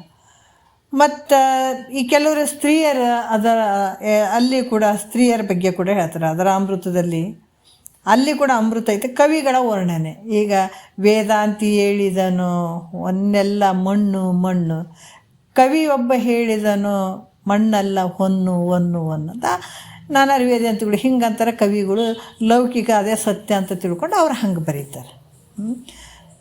ಯಾರು ಕವಿಗಳು ಜಗತ್ತು ಸತ್ಯ ಅಂತ ಹೇಳ್ತಾರೆ, ಇವರು ವೇದಾಂತಿಗಳು ಜಗತ್ತು ಮಿಥ್ಯ ಅಂತ ಹೇಳ್ತಾರೆ. ಅವ್ರಿಗೆ ತಮ್ಮ ಭಾವನೆಗಳು ಬಂದಂಗೆ ಅವ್ರು ಬರೀತಾರೆ, ಇವ್ರ ಭಾವನೆಗಳು ಬಂದಂಗೆ ಇವರು ಬರೀತಾರೆ. ಈ ರೀತಿಯಾಗಿ ಸ್ತ್ರೀ ಅದರ ಅಮೃತದಲ್ಲಿ ಒಂದು ಅಮೃತ ಐತೆ ಅಂತ ಕೆಲವು ಕವಿಗಳು ವರ್ಣನೆ ಮಾಡ್ತಾರೆ. ಯಾಕಂದ್ರೆ ಅಲ್ಲಿನೂ ಪುರುಷ ಆದಂಥವನು, ಯಾಕಂದ್ರೆ ಸ್ತ್ರೀ ಜೊತೆಗೂಡಿದಾಗ ಆಗುವಂಥ ಒಂದು ಏನು ಆ ರೀತಿಯಿಂದ ಮತ್ತು ಪುರುಷ ಸಾಯಲೇಬಾರ್ದಾಗಿತ್ತಲ್ಲ. ಅದು ಅದರ ಅಮೃತವನ್ನು ನೋಡಿದಂಥ ಪುರುಷ ಸಾಯಲೇಬಾರ್ದಾಗಿತ್ತು. ಸಾಯ್ತಾನಂತಂದಾಗ ಅದ್ರಾಗ ಎಲ್ಲಿ ಅಮೃತ ಐತೆ? ಯಾಕಂದರೆ ಅಮೃತವನ್ನು ಪಾನ ಮಾಡಿದಂಥವ್ರು ಅವ್ರು ಸಾಯಲೇಬಾರ್ದು. ಹಾಲು ಮೊಸರು ಏನು ಹೇಳಿದ್ರಲ್ಲ, ಹಾಲು ತುಪ್ಪ ತಿಂದ ಮೇಲೆ ಸಾಯಲೇಬಾರ್ದಾಗಿತ್ತು. ಸಾಯ್ತಾನಂದ್ರಾಗ ಅದಾಗ ಅಮೃತ ಅಂತ ಹೇಳೋಕ್ಕಾಗ್ತದೇನು? ಮತ್ತು ಬೇರೆ ಬೇರೆದ್ರಾಗ ಅಮೃತ ಐತೆ ಅಂತ ಹೇಳೋಕ್ಕಾಗ್ತದನಂದರೆ ಹೇಳೋಕ್ಕಂಗಿಲ್ಲ. ಯಾಕಂದ್ರೆ ಅಮೃತ ಅಂದರೆ ಸಾಯದೇ ಇರುವಂಥದ್ದು. ಅದರ ಕೂಡ ಕವಿಗಳು ಕೂಡ ಸ್ತ್ರೀ ಅದರ ಅಮೃತದಲ್ಲಿ ಕೂಡ ಅಮೃತ ಉಂಟಂತ ಹೇಳಿದ್ದು ಕೂಡ ಅದು ತಪ್ಪಾಗ್ತದೆ. ಯಾಕಂದ್ರೆ ಆ ಪುರುಷ ಸತ್ತು ಹೋಗ್ಬಿಡ್ತಾನಲ್ಲ, ಹಂಗಾಗಿಬಿಟ್ಟು ಅದು ಅಮೃತ ಅಲ್ಲ ಅನ್ನುವಂಥ ವಿಚಾರವನ್ನು ಕೂಡ ಹೇಳ್ತಾರೆ. ಕೆಲವರು ಚಂದ್ರನ ಕಿರಣಗಳಲ್ಲಿ ಅಮೃತ ಅದ ಅಂತ ಹೇಳ್ತಾರೆ. ಯಾಕಂದ್ರೆ ಹೂಗಳು ಸುಗಂಧದಿಂದ ಕೂಡಿರ್ಬೇಕಾದ್ರೆ ಮತ್ತು ಗಿಡ ಸಸಿಗಳು ಬೆಳಿಬೇಕಾದ್ರೆ ಬೆಳದಿಂಗಳಿನ ರಾತ್ರಿಯಲ್ಲಿ ಅವೆಲ್ಲ ಬೆಳಿತಾವೆ. ಅವಕ್ಕೂ ಕೆಲವೊಂದು ಬೆಳದಿಂಗಳೂ ಬೇಕಾಗ್ತದೆ. ಕೆಲವೊಂದು ಹೂ ಗಿಡಗಳಿಗೆ ಸುಗಂಧ ಭರಿತವಾದಂಥ ಒಂದು ವಾಸನೆ ಬರಬೇಕಾದ್ರೆ ಕೆಲವು ಹುಣ್ಣಿಮೆಯ ಬೆಳದಿಂಗಳು ಅವಶ್ಯಕವಾಗಿ ಬೇಕಾಗ್ತದೆ. ಮತ್ತು ಈ ಶುಕ್ಲ ಪಕ್ಷದಲ್ಲಿ ಹೆಚ್ಚಾಗಿ ಬೆಳಿತಾವೆ ಕೆಲವು. ಅದರಿಂದ ಚಂದ್ರಕಿರಣಗಳು ಅಮೃತ ಇತ್ತಂತೆ ಕೆಲವ್ರು ಹೇಳ್ತಾರೆ. ಯಾಕಂತಾರೆ ಇವೆಲ್ಲ ಮೇಲೆ ಹೇಳಿದಂಥ ಒಂದು ಪದಾರ್ಥಗಳಲ್ಲಿ ಅಮೃತ ಐತೇನು? ಇಲ್ಲ. ಯಾಕಂತಾರೆ ಇವ್ಯಾವ ಅಮೃತ ಸಮಾನ ಆಗಂಗಿಲ್ಲಪ್ಪ ಅಂತ ಕೆಲವು ವಿಚಾರಗಳನ್ನು ಹೇಳ್ತಾರೆ. ಇವೆಲ್ಲ ಯಾಕಂದರೆ ಕೆಲವೊಂದು ಅವುಗಳನ್ನು ಮಿತಿಯಿಂದ ಸೇವನೆ ಮಾಡಿದ್ರೆ ಸಾತ್ವಿಕ ಆಗಿರ್ತದೆ ಮೇಲ್ಗಡೆ. ಯಾಕಂದ್ರೆ ಕೆಲವೊಂದು ಆಹಾರ ಪದಾರ್ಥಗಳು ಅವೆಲ್ಲ ಕೆಲವೊಂದು ಮಿತಿಯಿಂದ ಸೇವನೆ ಮಾಡಿದ್ರೆ ಅದು ಏನಾಗ್ತದೆ ಅಂತಂದ್ರೆ, ಈಗ ಹಾಲು ತುಪ್ಪ ಅವೆಲ್ಲ ಸಾತ್ವಿಕ ಆಹಾರ ಅಂತ ಅನ್ಸ್ಕೊಳ್ತದೆ. ಸಾತ್ವಿಕ ಆಗ್ತದೆ. ಅತಿಶಯವಾಗಿ ಜಾಸ್ತಿ ಸೇವನೆ ಮಾಡಿದ್ರೆ ಅದು ಏನಾಗ್ತದೆ? ತಾಮಸ ಆಗ್ತದೆ. ತಾಮಸ ಗುಣಕ್ಕೆ ಹೋಗ್ಬಿಡ್ತದೆ. ಅದಕ್ಕಂತೂ ಹಾಲು ತುಪ್ಪದಿಂದ ಜನನ ಮರಣ ನಿವೃತ್ತಿ ಆಗಂಗಿಲ್ಲ. ಮೇಲೆ ಹೇಳಿದಂಥ ವಿಚಾರಗಳೇನೇ ಒಬ್ಬೊಬ್ಬರು ಒಂದೊಂದು ಥರ ಹೇಳಿದಾರೆ. ಅದರಿಂದ ಜನನ ಮರಣ ನಿವೃತ್ತಿ ಆಗಂಗಿಲ್ಲ. ಈಗ ಭಾಳಷ್ಟು ಲೌಕಿಕದಾಗ ನೋಡಬೇಕು, ಒಂದು ಚೂರಿ ಮಾತು ಎತ್ತರಿ ಎಷ್ಟು ವಾದ ಮಾಡೋರು ಎಷ್ಟು ಮಂದಿ ಉಟ್ಕೋತಾರೆ. ಅದು ಹೆಂಗ್ರಿ, ಇದೇ ಹೆಂಗ್ರಿ, ಇದೇ ಹೆಂಗ್ರಿ. ಅದಕ್ಕೆ ಅವ್ರು ಹೇಳ್ತಾರೆ ಇವೆಲ್ಲ ಮೇಲ್ಗಡೆ ಸುಮ್ಮನೆ ಹೇಳ್ತಿರ್ತಾರೆ. ಆದ್ರೆ ಅವೆಲ್ಲ ವಿಚಾರಗಳಿಂದ ಅಲ್ಲಿ ಜನನ ಮರಣ ನಿವೃತ್ತಿ ಖಂಡಿತ ಸಾಧ್ಯ ಇಲ್ಲ. ಮತ್ತು ಕೆಲವರು ದೇವಲೋಕದಲ್ಲಿ ಅಮೃತ ಇದ್ದರೆ ದೇವತೆಗಳು ಪುಣ್ಯ ತೀರಿದ ತಕ್ಷಣ ಅಲ್ಲಿ ಕ್ಷೀಣೆ ಪುಣ್ಯ ಮರ್ತ್ಯಲೋಕಂ ವಿಂಶತಿ ಅಂತ ಹೇಳ್ತಾರೆ. ಯಾಕಂದ್ರೆ ಅಲ್ಲಿ ದೇವತೆಗಳು ಅಮರರು ಅಂತ ಹೇಳ್ತಾರೆ. ಮತ್ತು ಅಲ್ಲಿ ಪುಣ್ಯದ ಸಲುವಾಗಿ ದೇವತೆಗಳಾಗಿ ಆ ಲೋಕದಲ್ಲೇ ಇರ್ತಾರೆ. ಮತ್ತು ಪುಣ್ಯ ತೀರಿದ ನಂತರ ಮತ್ತೆ ಈ ಭೂಲೋಕಕ್ಕೆ ಬರ್ತಾರೆ ಅವರು. ಮತ್ತು ಬರಬಾರ್ದಾಗಿತ್ತಲ್ಲ ಅವರು. ಅಮೃತ ಪಾನ ಮಾಡಾಕತ್ತಾರಂದ್ರೆ ಮತ್ತೆ ಯಾಕೆ ಅವರು ತಿರ್ಗಾ ಆ ಕಡೆ ತಿರುಗಾಡಬೇಕು ಅನ್ನುವಂಥದ್ದು. ಹೆಂಗಂದ್ರೆ ಅದಕ್ಕೆ ದೇವಲೋಕದಲ್ಲಿ ಅಮೃತ ಇಲ್ಲ ಅನ್ನುವಂಥ ಮಾತು ಸಿದ್ಧ ಆಗ್ತದೆ ಅಂತ ಕೂಡ ಹೇಳ್ತಾರೆ. ಈ ವಿಚಾರ ಗೀತಾ ಅಂದರೆ ಭಗವದ್ಗೀತೆಯಲ್ಲಿ ಹೇಳಿದ ಒಂದು ಪ್ರಮಾಣಕ್ಕೆ ಅನುಸಾರವಾಗಿ ಈ ವಿಚಾರಗಳನ್ನು ಕೂಡ ಹೇಳ್ತಾರೆ. ಯಾಕೆ ಅದಕ್ಕೆ ಇವ್ಯಾವ ಇದರಲ್ಲಿ ಸ್ತ್ರೀಯರ ಅದರ ಅಮೃತದಲ್ಲಿ ಅಮೃತ ಇಲ್ಲ, ಚಂದ್ರನ ಕಿರಣಗಳಲ್ಲಿ ಅಮೃತ ಇಲ್ಲ ಅಂತ ಹಲವಾರು ವಿಚಾರಗಳನ್ನು ಅವ್ರು ಹೇಳ್ತಾರೆ. ಯಾಕಂದ್ರೆ ಗುರುವಾಕ್ಯದಲ್ಲಿ ಅಮೃತ ಐತೆ ಅನ್ನುವಂಥ ವಿಚಾರವನ್ನು ಈ ಕಾರಣದಿಂದ ಶ್ರೀಮನ್ ನಿಜಗುಂಡರು ಶ್ರೀ ಗುರು ವಚನದಿಂದ ಅಧಿಕ ಸುದೆಯುಂಟೆ ಅಂತ ಹೇಳಿದ್ದಾರೆ. ಬೇರೆ ಬೇರೆ ಪದಾರ್ಥಗಳಲ್ಲಿ ಅಲ್ಲಿ ಅಮೃತ ಆ ಪದಾರ್ಥಗಳನ್ನು ತಿಂದಂಥ ಒಬ್ಬ ವ್ಯಕ್ತಿ ಅಲ್ಲಿ ಸತ್ತು ಹೋಗ್ತಾನಂತಂದರೆ ಬೇರೆ ಬೇರೆ ಅದರಲ್ಲಿ ಯಾವುದರಲ್ಲಿ ಅಮೃತ ಇಲ್ಲಪ್ಪ, ಸದ್ಗುರುವಿನ ವಾಕ್ಯದಲ್ಲಿಯೇ ಅಮೃತ ಐತೆ ಅಂತ ಹೇಳ್ತಾರೆ. ಮತ್ತು ಗುರುವಾಕ್ಯದಲ್ಲಿಯೇ ಅಮೃತ ಅಂತ ನಾವು ಹೆಂಗೆ ತಿಳಿಬೇಕ್ರಿ ಅಂತ ಅಲ್ಲಿ ಶಂಕ ಬಂದರೆ ಅದಕ್ಕೆ ಹೇಳ್ತಾರೆ, ಗುರು ವಾಕ್ಯದಲ್ಲಿ ಅಮೃತ ಅಂತ ನೀವು ಹೇಳ್ತಿರಿ, ನಾವು ಹೆಂಗೆ ತಿಳ್ಕೊಬೇಕು ಅಂತ ಪ್ರಶ್ನೆ ಬರ್ತದಲ್ಲ. ಅವಾಗ ಹೇಳ್ತಾರೆ, ಜೀವಾತ್ಮ ಏನು ಮಾಡಿ ಸಂಸಾರದಲ್ಲಿ ಅನಂತ ರೀತಿಯಿಂದ ದುಃಖವನ್ನು ಅನುಭವಿಸಿದಾನೆ. ಯಾಕಂದರೆ ಅನುಭವಿಸಿ ಇದು ಭಾಳ ದುಃಖಕರ ಆಗ್ಯದಪ್ಪ ಅಂತ ತಿಳ್ಕೊಂಡಿದ್ದಾನೆ. ಯಾಕಂದ್ರೆ ಇಲ್ಲಿ ಸಂಸಾರ ಅನ್ನುವಂಥದ್ದೇ ಭಾಳಷ್ಟು, ಸಂಸಾರ ಅನ್ನುವಂಥ ಸಾಗರದಲ್ಲಿ ಬಿದ್ದು ಆ ದುಃಖಗಳ ಒಂದು ಪೆಟ್ಟಿಗೆ ಅವನು ಹೆದರಿ ಇದು ಭಾಳಷ್ಟು ದುಃಖದಿಂದ ಕೂಡ್ಯದ ಈ ಸಂಸಾರ. ಇದರಿಂದ ನನ್ನನ್ನು ಪಾರು ಮಾಡುವವರು ಯಾರಪ್ಪ? ಇದರಿಂದ ನಾನು ಯಾರ ಹತ್ರ ಹೋಗಲಿ? ಇಂಥ ದುಃಖದಿಂದ ನನ್ನನ್ನು ಬಿಡುಗಡೆ ಮಾಡುವಂಥವ್ರು ಯಾರು ಅಂತ ವಿಚಾರ ಮಾಡಿ ಸದ್ಗುರುಗಳನ್ನು ಹುಡುಕ್ತಾ ಹೋಗುವಂಥದ್ದು. ಹುಡುಕ್ತಾ ಹೋಗಿ ಅವರಿಗೆ ಶರಣು ಹೋಗುವಂಥದ್ದು. ಶರಣು ಹೋಗಿ ಶರಣಾಗತನಾಗಿ, ಹೇ ಪ್ರಭುವೇ, ತಂದೆ, ಈ ಮಾತು ಶ್ರೀರಾಮಚಂದ್ರ ಕೂಡ ಹೇಳಿದ್ದಾರೆ. ಶ್ರೀರಾಮಚಂದ್ರ ನಾನು ಯಾರಿದ್ದೀನಿ ಅನ್ನುವಂಥದ್ದನ್ನು ತಿಳ್ಕೊಳ್ಬೇಕನ್ನುವಂಥದ್ದು ವ್ಯಕ್ತಪಡಿಸಿದ್ದಾರೆ ಮಹಾತ್ಮರು ಎಲ್ಲರೂ. ಅದಕ್ಕೆ ಇಲ್ಲಿ ಕೂಡ ಹೇ ಪ್ರಭು ನಾನು ಯಾರು ಅಂತ ಹೇಳುವಂಥದ್ದು, ನಾನು ಯಾರಿದ್ದೀನಿ. ಇದು ತೋರ್ತದಲ್ಲ, ಇದೆಲ್ಲ ಏನಪ್ಪ ಈ ಜಗತ್ತು? ಎಂಥ ವಿಚಾರ ನೋಡ್ರಿ, ಭಾವದಲ್ಲಿ ಬಂದದ ಮನಸ್ಸಿನಲ್ಲಿ ಎಂಥ ವಿಚಾರಗಳು. ಇಂಥ ವಿಚಾರಗಳು ಬಂದರೆ ನಾವು ಭಾಳಷ್ಟು ಪುಣ್ಯಾತ್ಮರು ಅನ್ನಬೇಕು. ನಮ್ಮ ಭಾವದಲ್ಲಿ ಇಂಥ ವಿಚಾರಗಳು ಉದಯ ಆಗ್ತವೆ, ವಿವೇಕ ಜಾಗ್ರ ಆಗ್ತದಂದ್ರೆ ಸುಮ್ಮನೆ ಅಲ್ಲ. ಅಲ್ಲ. ಅದಕ್ಕಪ್ಪ ಈ ದುಃಖದ ಒಂದು ಸಾಗರ ಈ ಸಂಸಾರ ಅನ್ನುವಂಥದ್ದು, ಇದರಿಂದ ನನ್ನನ್ನು ಬಿಡುಗಡೆ ಮಾಡು ಅಂತೇಳಂದ ಶ್ರೋತ್ರಿಯ ಬ್ರಹ್ಮನಿಷ್ಠ ಸದ್ಗುರುಗಳ ಪಾದಕ್ಕೆ ಬಿದ್ದು ನಾನು ಯಾರು ಇದ್ದೀನಿ, ಈ ತೋರುವಂಥ ಜಗತ್ತು ಹೆಂಗೆ ತೋರ್ತದೆ, ಇದು ಏನಿದು ತೋರುವಂಥದ್ದು, ಇಂಥ ಸಂಸಾರ ನನಗೆ ಹೆಂಗೆ ಬಂತಪ್ಪ, ನನಗೆ ಸಂಸಾರ ಜನನ ಮರಣ ಇಂಥ ಗದ್ದಲಕ್ಕೆ ನಾನು ಹೆಂಗೆ ಬಿದ್ದೆ, ಯಾಕೆ ಬಿದ್ದೆ, ಇದು ಯಾಕೆ ನನಗೆ ಪ್ರಾಪ್ತ ಆಯಿತು, ಮತ್ತು ಇದನ್ನು ಬಿಡುಗಡೆ ಆಗೋಕ್ಕೆ ನಾನು ಏನು ಮಾಡಬೇಕು, ಇದಕ್ಕೆ ಯಾವುದು ದಾರಿ ಐತಪ್ಪ ಅಂತ ಕೇಳ್ಕೊಳ್ತಾನೋ ಅಂಥವನಿಗೆ ಸದ್ಗುರುಗಳು ಅಂತ ತೆಗೆದು ನೋಡ್ರಿ ಎಂಥ ಒಂದು ಅದ್ಭುತ ರೀ ಇದು. ಅದಕ್ಕೆ ಅವ್ರಿಗೆ ಕೇಳ್ಕೊಡುವಂಥದ್ದಪ್ಪ, ನಾನು ಯಾರಿದ್ದೀನಿ, ಯಾಕೆ ಬಂದಿನೋ, ನನಗೆ ಈ ಥರ ಕಷ್ಟ ಯಾಕೆ ಗಂಟು ಬಿತ್ತು, ಅದಕ್ಕೆ ಇದರಿಂದ ಬಿಡುಗಡೆ ಹೆಂಗೆ ಆಗ್ಬೇಕು, ಈ ದುಃಖದಿಂದ ಹೆಂಗೆ ಬಿಡುಗಡೆ ಆಗ್ಬೇಕು, ನನಗೆ ಧೈರ್ಯ ಬರಬೇಕು. ಹೌದಲ್ಲ, ಒಂದಿಷ್ಟಿಷ್ಟಕ್ಕೆ ನಮ್ಮ ಚಡ್ಪಡಿಸುವಂಥವ್ರು ನಾವು. ಅದಕ್ಕೆ ಶರೀರ ಅಂದ್ರೇನು, ಯಾಕೆ ಬಂದದ, ಇಲ್ಲಿಗೆ ಯಾಕೆ ಬಂತು, ಎದಕ್ಕೆ ಬಂತು, ಎಲ್ಲಿಗೆ ಹೋಗ್ತದೆ ಮತ್ತೆ ಅಂತ ಇದನ್ನೆಲ್ಲ ನನಗೆ ತಿಳಿಸಿಕೊಡ್ರಪ್ಪ ಅಂತ ಕೇಳ್ಕೊಳ್ತಾನೋ ಅಂಥವನಿಗೆ ಸದ್ಗುರುಗಳು ಏನು ಹೇಳಬೇಕು, ಸತ್ತು ಚಿತ್ತು ಮತ್ತು ನೀನು 4 ಗುಡಿ ಸುತ್ತರಿ. ಈ ಪ್ರಶ್ನೆ ದೊಡ್ಡದಾದಂತ, ನಾನು ಯಾರಿದ್ದೀನಿ ಅನ್ನೋಂಥದ್ದೇ ಜಗತ್ತಿನಲ್ಲಿ ಎಲ್ಲಕ್ಕಿಂತ ದೊಡ್ಡ ಪ್ರಶ್ನೆ ಇದು. ಅದಕ್ಕೆ ಅದಕ್ಕೆ ಮನುಜ ಕುಲ ಜನದ ಲಾಭ ಹೌದು 6 ನಾನೆಂದು ವಿಚಾರಿಸಂತ ಹೇಳ್ಯಾರ. ಮನುಜ ಕುಲದಲ್ಲೇ ದೊಡ್ಡ ಪ್ರಶ್ನೆ ಯಾವುದು ಅಂದ್ರೆ 6 ನಾನು ಅಂತ ತಿಳ್ಕೊಳ್ಳುವಂಥದ್ದು, ಯಾರು ನಾನು ಇದ್ದೀನಿ ಅಂತ, ಅದೇ ದೊಡ್ಡ ಪ್ರಶ್ನೆ. ಇದಕ್ಕಿಂತ ಮತ್ತೆ ಯಾವುದು ದೊಡ್ಡದಿಲ್ಲ.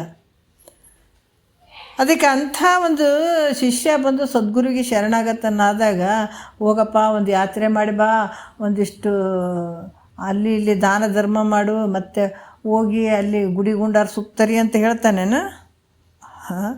ಆತನ ನೋಡ್ತಾನೆ, ಖುಷಿ ಪಡ್ತಾನೆ ಸದ್ಗುರುನಾಥ. ಹೇಳಪ್ಪ ಹೇಳು, ಭಾಳ ಪುಣ್ಯಾತ್ಮನ ಇದೀನಿ ನೋಡು. ಅದಕ್ಕೆ ಇದನ್ನು ಕೇಳಿದಾಗ ಏನು ಹೇಳಿದ್ರು ಯಾಜ್ಞವಲ್ಕರ್, ಸುಧತಿ ಕೇಳು, ಈ ವಿಶ್ವದೊಳಗೆ ನಿನ್ನಂತೆ ಪದಪಿಂದೆ ಕೇಳಿದವರು ಯಾರು ಉಂಟು ಅಂತ ಹೇಳಿಬಿಟ್ರು ನೋಡ್ರಿ ಅವರು.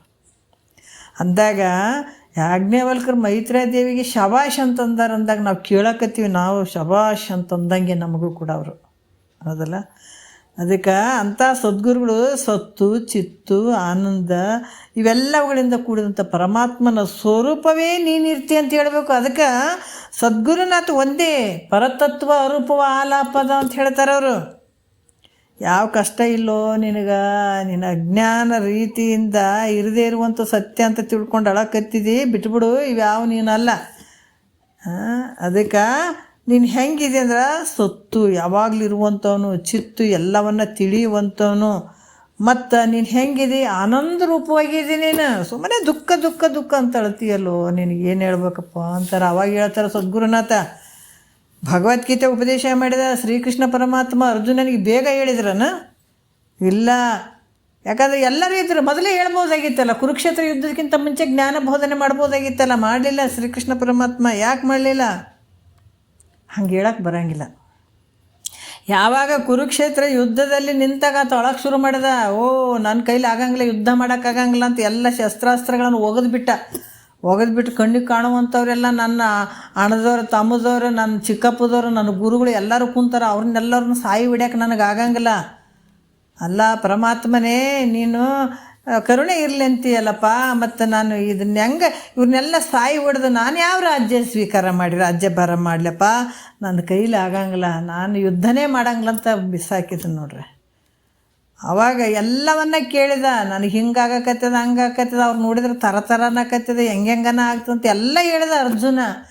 ಹೇಳಿದ ಮೇಲೆ ಆದರೂ ಸುಮ್ಮನೆ ಹ್ಞೂ ಅಂತಲೇ ಕೇಳ್ತಾ ಇದ್ದ.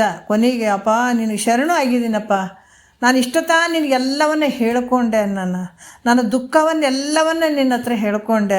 ಇನ್ನು ನೀನೇನಾದರೂ ಹೇಳಿದ್ರೆ ನಾನು ಸ್ವೀಕಾರ ಮಾಡ್ತೀನಿ ತಂದೆ, ನೀವು ಹೇಳ್ರಪ್ಪ, ನನಗೆ ಸಮಾಧಾನ ಹೇಳ್ರಿ ಅಂತ ಯಾವಾಗ ಅರ್ಜುನ ಬಾಯಿ ಬಿಟ್ಟು ಕೇಳಿದಾಗ ಅವಾಗ ಭಗವದ್ಗೀತೆ ಹೇಳೋಕ್ಕೆ ಶುರು ಮಾಡಿದ್ರು. ಯಾರು? ಶ್ರೀಕೃಷ್ಣ ಪರಮಾತ್ಮ. ಅಲ್ಲಿ ತನಕ ಹೇಳಿರಲಿಲ್ಲ. ಯಾವಾಗ ನಿನಗೆ ಶರಣು ಬಂದಿದ್ದೀನಿ, ನೀವೇನು ಹೇಳ್ತೀನಿ ನಾನು ಸ್ವೀಕಾರ ಮಾಡ್ತೀನಿ, ನಾನು ದುಃಖದಾಗ ಅದೀನಿ, ನಾನು ಇದನ್ನು ಪಾರು ಮಾಡ್ತಂದೆ ಅಂತ ಹೇಳಿದಾಗ ಅವಾಗ ಹೇಳಿದಾರೆ ಹೊರ್ತಾಗಿ ಸುಮ್ಮನೆ ಹೇಳಿಲ್ಲ. ಅದಕ್ಕೆ ಯಾವಾಗ ಶಿಷ್ಯ ಬಂದು ನನಗೆ ಇದನ್ನು ತಿಳಿಸಿಕೊಡಪ್ಪ, ಈ ಭವ ದುಃಖ ಇದು ಒಂದು ಕುರುಕ್ಷೇತ್ರನೇ ನಂಬುದು ಕೂಡ, ನಮ್ಮ ಒಳಗಡೆ ನಡೆಯುವಂಥ ಒಂದು ಕುರುಕ್ಷೇತ್ರ ಸಣ್ಣದಲ್ಲ ಇದು. ಸಣ್ಣದಲ್ಲಿ ಎಷ್ಟು ಕಷ್ಟ ರೀ ಯುದ್ಧ ಅಂದರೆ ಗೊತ್ತಲ್ಲ ನಿಮಗೆಲ್ಲ ಗೊತ್ತಲ್ಲ. ಅದ್ರಂಗೆ ನಮ್ಮೊಳಗೆ ಭಾಳಷ್ಟು ನಡೆಯುವಂಥ ಯುದ್ಧ ಐತೆ ಇಲ್ಲಿ. ಅದನ್ನು ತಿಳ್ಕೊಂಡು ನಾವು ಯಾವಾಗ ಇದರಿಂದ ಪಾರಾಗೋಣಪ್ಪ. ಎಲ್ಲ ದುಷ್ಟರೇ ತುಂಬಿದ್ದಾರೆ ನನ್ನ ಒಳಗಡೆ, ಇವರಿಂದ ಯಾವಾಗ ಬಿಡುಗಡೆ ಆಗಬೇಕು. ನನಗೆ ಸ್ವರಾಜ್ಯ ಸಿಂಹಾಸನ ಅಂದ್ರೆ, ನನ್ನ ಸ್ವರಾಜ್ಯ ಸಿಂಹಾಸನ ಅಂದ್ರೆ ಏನು? ಆನಂದ. ನನ್ನ ಒಳಗೆ ಇರುವಂಥ ಆನಂದವನ್ನು ಎಲ್ಲ ಕಬಳಿಸ್ಕೊಂಡು ಬಿಟ್ಟಾವ ಇವು ದುರ್ಗುಣಗಳು. ಇದರಿಂದ ನನ್ನನ್ನು ಬಚಾವ್ ಮಾಡು, ಪಾರು ಮಾಡಪ್ಪ, ನನ್ನ ಆನಂದವನ್ನು ನನಗೆ ನೀಡೋ ತಂದೆ ಅಂತ ಯಾವಾಗ ಸದ್ಗುರುವಿನ ಪಾದಕ್ಕೆ ಬಂದು ಬಿದ್ದಾಗ ಸದ್ಗುರು ಆವಾಗ ಹೇಳ್ತಾನೆ, ಹೆದರ್ಬೇಡೋ ತಂದೆ, ಹೆದರ್ಬೇಡ. ಯಾಕೆ ಹೆದರ್ತಿದಿ? ಹೆದರ ಅವಶ್ಯಕತೆ ಇಲ್ಲ. ನಿನ್ನ ಸ್ವರೂಪ ಹೆಂಗದ ನೋಡು. ನೀನು ಸತ್ತು ಯಾವಾಗಲಿರುವಂಥವನು, ಚಿತ್ತು ಎಲ್ಲವನ್ನ ತಿಳಿಯುವಂಥವನು, ಆನಂದ ಪುರುಷನೇ ನೀನು ಇರ್ತಿದ್ದಿ, ಪರಮಾತ್ಮನ ಸ್ವರೂಪನೇ ನೀನಿದೆಯೋ ಅಂತ ಇದ್ದಂಗೆ ಹೇಳುವಂಥವನೇ ಸದ್ಗುರು. ಹೇಳಬೇಕು, ಆತ ಬಂದಿದ್ದಾನೆ, ಆತ ಹೆಂಗಾರ ತಿಳ್ಕೊಳ್ಳಿ. ಬಟ್ ಆತನ ಪ್ರಶ್ನೆ ದೊಡ್ಡದಲ್ಲ, ಆ ಪ್ರಶ್ನೆ ದೊಡ್ಡದಿದ್ದದಕ್ಕೆ ಉತ್ತರನೂ ದೊಡ್ಡದು ಕೊಡಬೇಕು ಸದ್ಗುರುನಾಥ. ದಾರಿ ತಪ್ಪಿಸೋ ಕೆಲಸ ಮಾಡಬಾರ್ದು. ಹಾಗಾಗಿ ಅಪ್ಪ ನೀನು ಪರಮಾತ್ಮನೇ ಇದೀಪ, ನೀನು ಪರಮಾತ್ಮನ ಸ್ವರೂಪನೇ ನೀನಿದೆ. ತೋರುವಂಥದ್ದು ಏನು ತೋರಕತ್ತದ? ನಿನಗೆ ಭ್ರಮೆ ಅದು. ಈ ಜಗತ್ತು ನಿನ್ನಿಂದ ಕಡ್ಯಾಕಾದಂತ ತಿಳ್ಕೊಂಡಿದ್ದಿ, ಈಶ್ವರ ದೇವ್ರು ಬೇರೆ ಅದಂತ ತಿಳ್ಕೊಂಡಿದ್ದಿ. ಹುಚ್ಚನಪ್ಪ ನೀವು, ಹುಚ್ಚ. ನಿನ್ನೊಳಗೆ ತೋರ್ತದ ನೋಡು ಎಲ್ಲ. ಈ ಜಗತ್ತು ನಿನ್ನಲ್ಲೇ ತೋರ್ತದ, ಇವೆಲ್ಲ ನಿನ್ನ ಬಲ್ಲೇ ತೋರ್ತವೆ. ಈಶ್ವರ ಎಲ್ಲಿ? ನೀನೇ ಆ ಸ್ವರೂಪ ಇದೆಯಪ್ಪ. ಜಗತ್ತಿನೊಳಗೆ ನಿನಗೆಲ್ಲ ಪದಾರ್ಥಗಳು ತೋರ್ತಾವ, ನಿನ್ನೊಳಗೆ ತೋರ್ತಾವೋ, ನಿನ್ನ ಬಿಟ್ಟು ಜಗತ್ತಿಲ್ಲ ಅಂತ ತಿಳಿಸ್ಕೊಡುವಂಥವನು ಸದ್ಗುರು. ನೋಡ್ರಿ ಎಷ್ಟು ಅದ್ಭುತದ, ಎಂಥ ವಾಕ್ಯ ಅದಾವ್ರಿ ಅದ್ರಾಗ. ಅದಕ್ಕೆ ಈ ತೋರ್ತದಲ್ಲ ಈ ಜಗತ್ತೆಲ್ಲ, ಯಾರ ಸ್ವರೂಪ ಐತೋ ನಿನ್ನೊಳಗೆ ತೋರ್ತದ. ಬೆಟ್ಟ ತೋರ್ತದ, ಇಡೀ ಇದು ನೋಡ್ರಿ ಊರುಗಳು ತೋರ್ತಾವ, ಎಲ್ಲ ಸಾಮಾನುಗಳು ತೋರ್ತಾವ, ಮನುಷ್ಯರು ತೋರ್ತಾರೆ. ಎಲ್ಲ ಎಲ್ಲಿ ತೋರ್ತಾರೋ ನಿನ್ನೊಳಗೆ ತೋರ್ತಾರೆ. ನಿನ್ನ ಬಿಟ್ಟು ಕಡಾಕಿಲ್ಲ, ಯಾವ ಕಡಾಕಿಲ್ಲ, ತಿಳ್ಕೊಂಬಿಡು. ಯಾವ ನಿನ್ನ ಬಿಟ್ಟು ಅನ್ನೇ ಇಲ್ಲೇ ಇಲ್ಲ. ಮತ್ತು ನೀ ತಿಳ್ಕೊಂಡು ಕುಂತಿದ್ದಿ, ಕದು ಬೇರೆ, ಕಿದು ಬೇರೆ, ಜಗತ್ತು ಬೇರೆ, ಅದು ಬೇರೆ, ಇದು ಏಟು ಒದ್ದಾಡ್ತೀಯೋ? ಸ್ವಲ್ಪ ಚಂದ ತಿಳ್ಕೊಳಪ್ಪ. ನಿನ್ನ ಸ್ವರೂಪ ಐತೋ, ನಿನ್ನ ಸ್ವರೂಪನೇ ಎಲ್ಲ ಐತೆ ಅಂತ. ಈ ಸಂಸಾರ ದುಃಖ ನಿನಗೆ ಯಾವ ಕಾಲದಲ್ಲಿ ಇಲ್ಲಪ್ಪ. ನಿನಗೆ ಜನನ ಮರಣ ಇಂಥವೆಲ್ಲ ಒದ್ದಾಡಕತ್ತೀಯಲ್ಲ, ನಿನಗೆ ಅಜ್ಞಾನ ಕಾಲದಲ್ಲಿ ನಡೆಯುವಂಥದ್ದು. ಅವನ್ನೆಲ್ಲ ಇವ್ಯಾವ ನಿನಗೆ ಸಂಬಂಧ ಇಲ್ಲ. ಅದಕ್ಕೆ ಈ ದುಃಖ ನಿನಗೆ ಯಾವ ಕಾಲದಲ್ಲಿ ಇಲ್ಲಪ್ಪ. ನಿನಗೆ ಇದೆಲ್ಲವೂ ನಿನ್ನ ಭ್ರಮೆಯಿಂದ ತೋರಕತ್ತದ. ನೋಡ್ರಿ ಎಂಥ ಅದ್ಭುತ ರೀ. ಇವೆಲ್ಲ ಹೆಂಗೆ ತೋರಕತ್ತೇವಂದ್ರೆ ನಿನ್ನ ಭ್ರಮೆಯಿಂದ ತೋರಕತ್ತದೋ. ಇದು ಶರೀರ ತೋರ್ದಂಗೆ ಆಕತ್ತದ, ಸತ್ತಂಗೆ ಆಗ್ತದ, ಹುಟ್ಟಿದಂಗೆ ಆಕತ್ತದ, ನೀನು ಸಂಸಾರ ಮಾಡ್ದಂಗೆ ಆಗ್ತದೆ, ಹೆಂಡ್ತಿ ಮಕ್ಕಳನ್ನ ಮಾಡ್ಕೊಂಡಂಗೆ ಆಕತ್ತದ. ಬಾಲ್ಯ ಬಂದಂಗೆ ಆಯ್ತು, ಯೌವನ ಬಂದಂಗೆ ಆಯಿತು, ಮುಪ್ಪು ಬಂದಂಗೆ ಆಯ್ತು. ಇವೆಲ್ಲ ಸುಳ್ಳದವಲ್ಲೋ. ನೀನು ಸತ್ಯ ಅಂತ ತಿಳ್ಕೊಂಡು ಒದ್ದಾಡಕತ್ತಿದ್ದೀವಿ, ಯಾವ ನಿನ್ನ ಸಂಬಂಧ ಇಲ್ಲಪ್ಪ ಅಂತ ಹೇಳ್ತಾರೆ.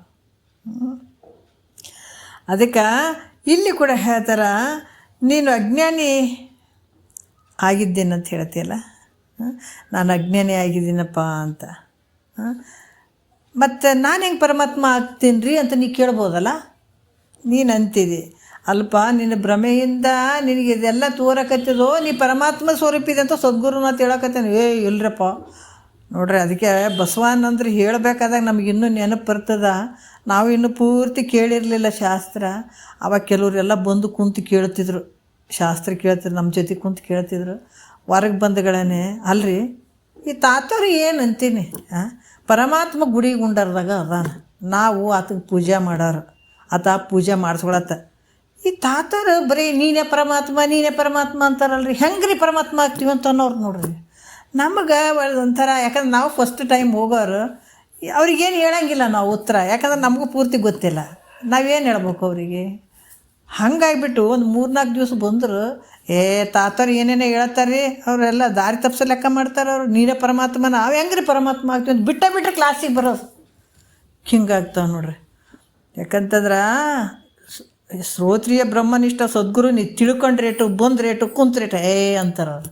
ಇದ್ದದ್ದೇ ಹೇಳ್ತೀವಿ. ನೀವು ಒಬ್ಬ ವ್ಯಕ್ತಿ ಅಜ್ಞಾನಿ ಬಂದು ಕುಂತು ಶ್ರೋತ್ರಿಯ ಬ್ರಹ್ಮನಿಷ್ಠ ಸದ್ಗುರುವಿನ ಹತ್ರ ಬಂದು ಕುಂತು ಕೇಳಿದಾಗ ನೋಡ್ರಿ, ಟೈಮ್ ಆಗಿಬಿಡ್ತು, ಒಂದೇ ಸೆಕೆಂಡ್ ನಾನು ನೋಡಲಿಲ್ಲ ಟೈಮು.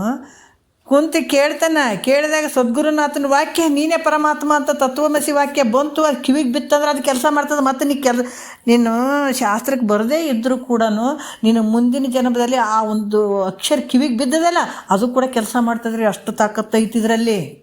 ನಿನಗೆ ತಿಳಿದೇ ಇರಲಿ, ಆದ್ರೆ ಕಿವಿಯಾಗಿ ಬಿದ್ದಂಥ ವಾಕ್ಯ ಹಂಗೆ ಹೋಗಂಗಿಲ್ಲ, ಇದು ಕೆಲಸ ಮಾಡೇ ಮಾಡ್ತದೆ. ಅದಕ್ಕೆ ಇದನ್ನೇ ಹಿಡ್ಕೊಂಡು ನಾಳೆ ಮಾತಾಡೋಣ. ಭಾಳಷ್ಟು ಅದ್ಭುತವಾದಂಥ ವಿಚಾರಗಳು ಮಹಾತ್ಮರು ನಮಗಾಗಿ ಅಡುಗೆ ಮಾಡಿಟ್ಟಾರೆ. ನಾವು ಸುಮ್ಮನೆ ತೊಗೊಂಡು ತಿನ್ಬೇಕು ನೋಡ್ರಿ, ಅಷ್ಟೇ. ತೊಗೊಂಡು ತಿಂದು ಧನ್ಯರಾಗಬೇಕು. ಮತ್ತು ನಾಳೆ ನೋಡೋಣ. ಒಂದು 2 ಗುರುಗಳ ಪಾದಕ್ಕೆ ಅರ್ಪಿಸಿ ಹರವ.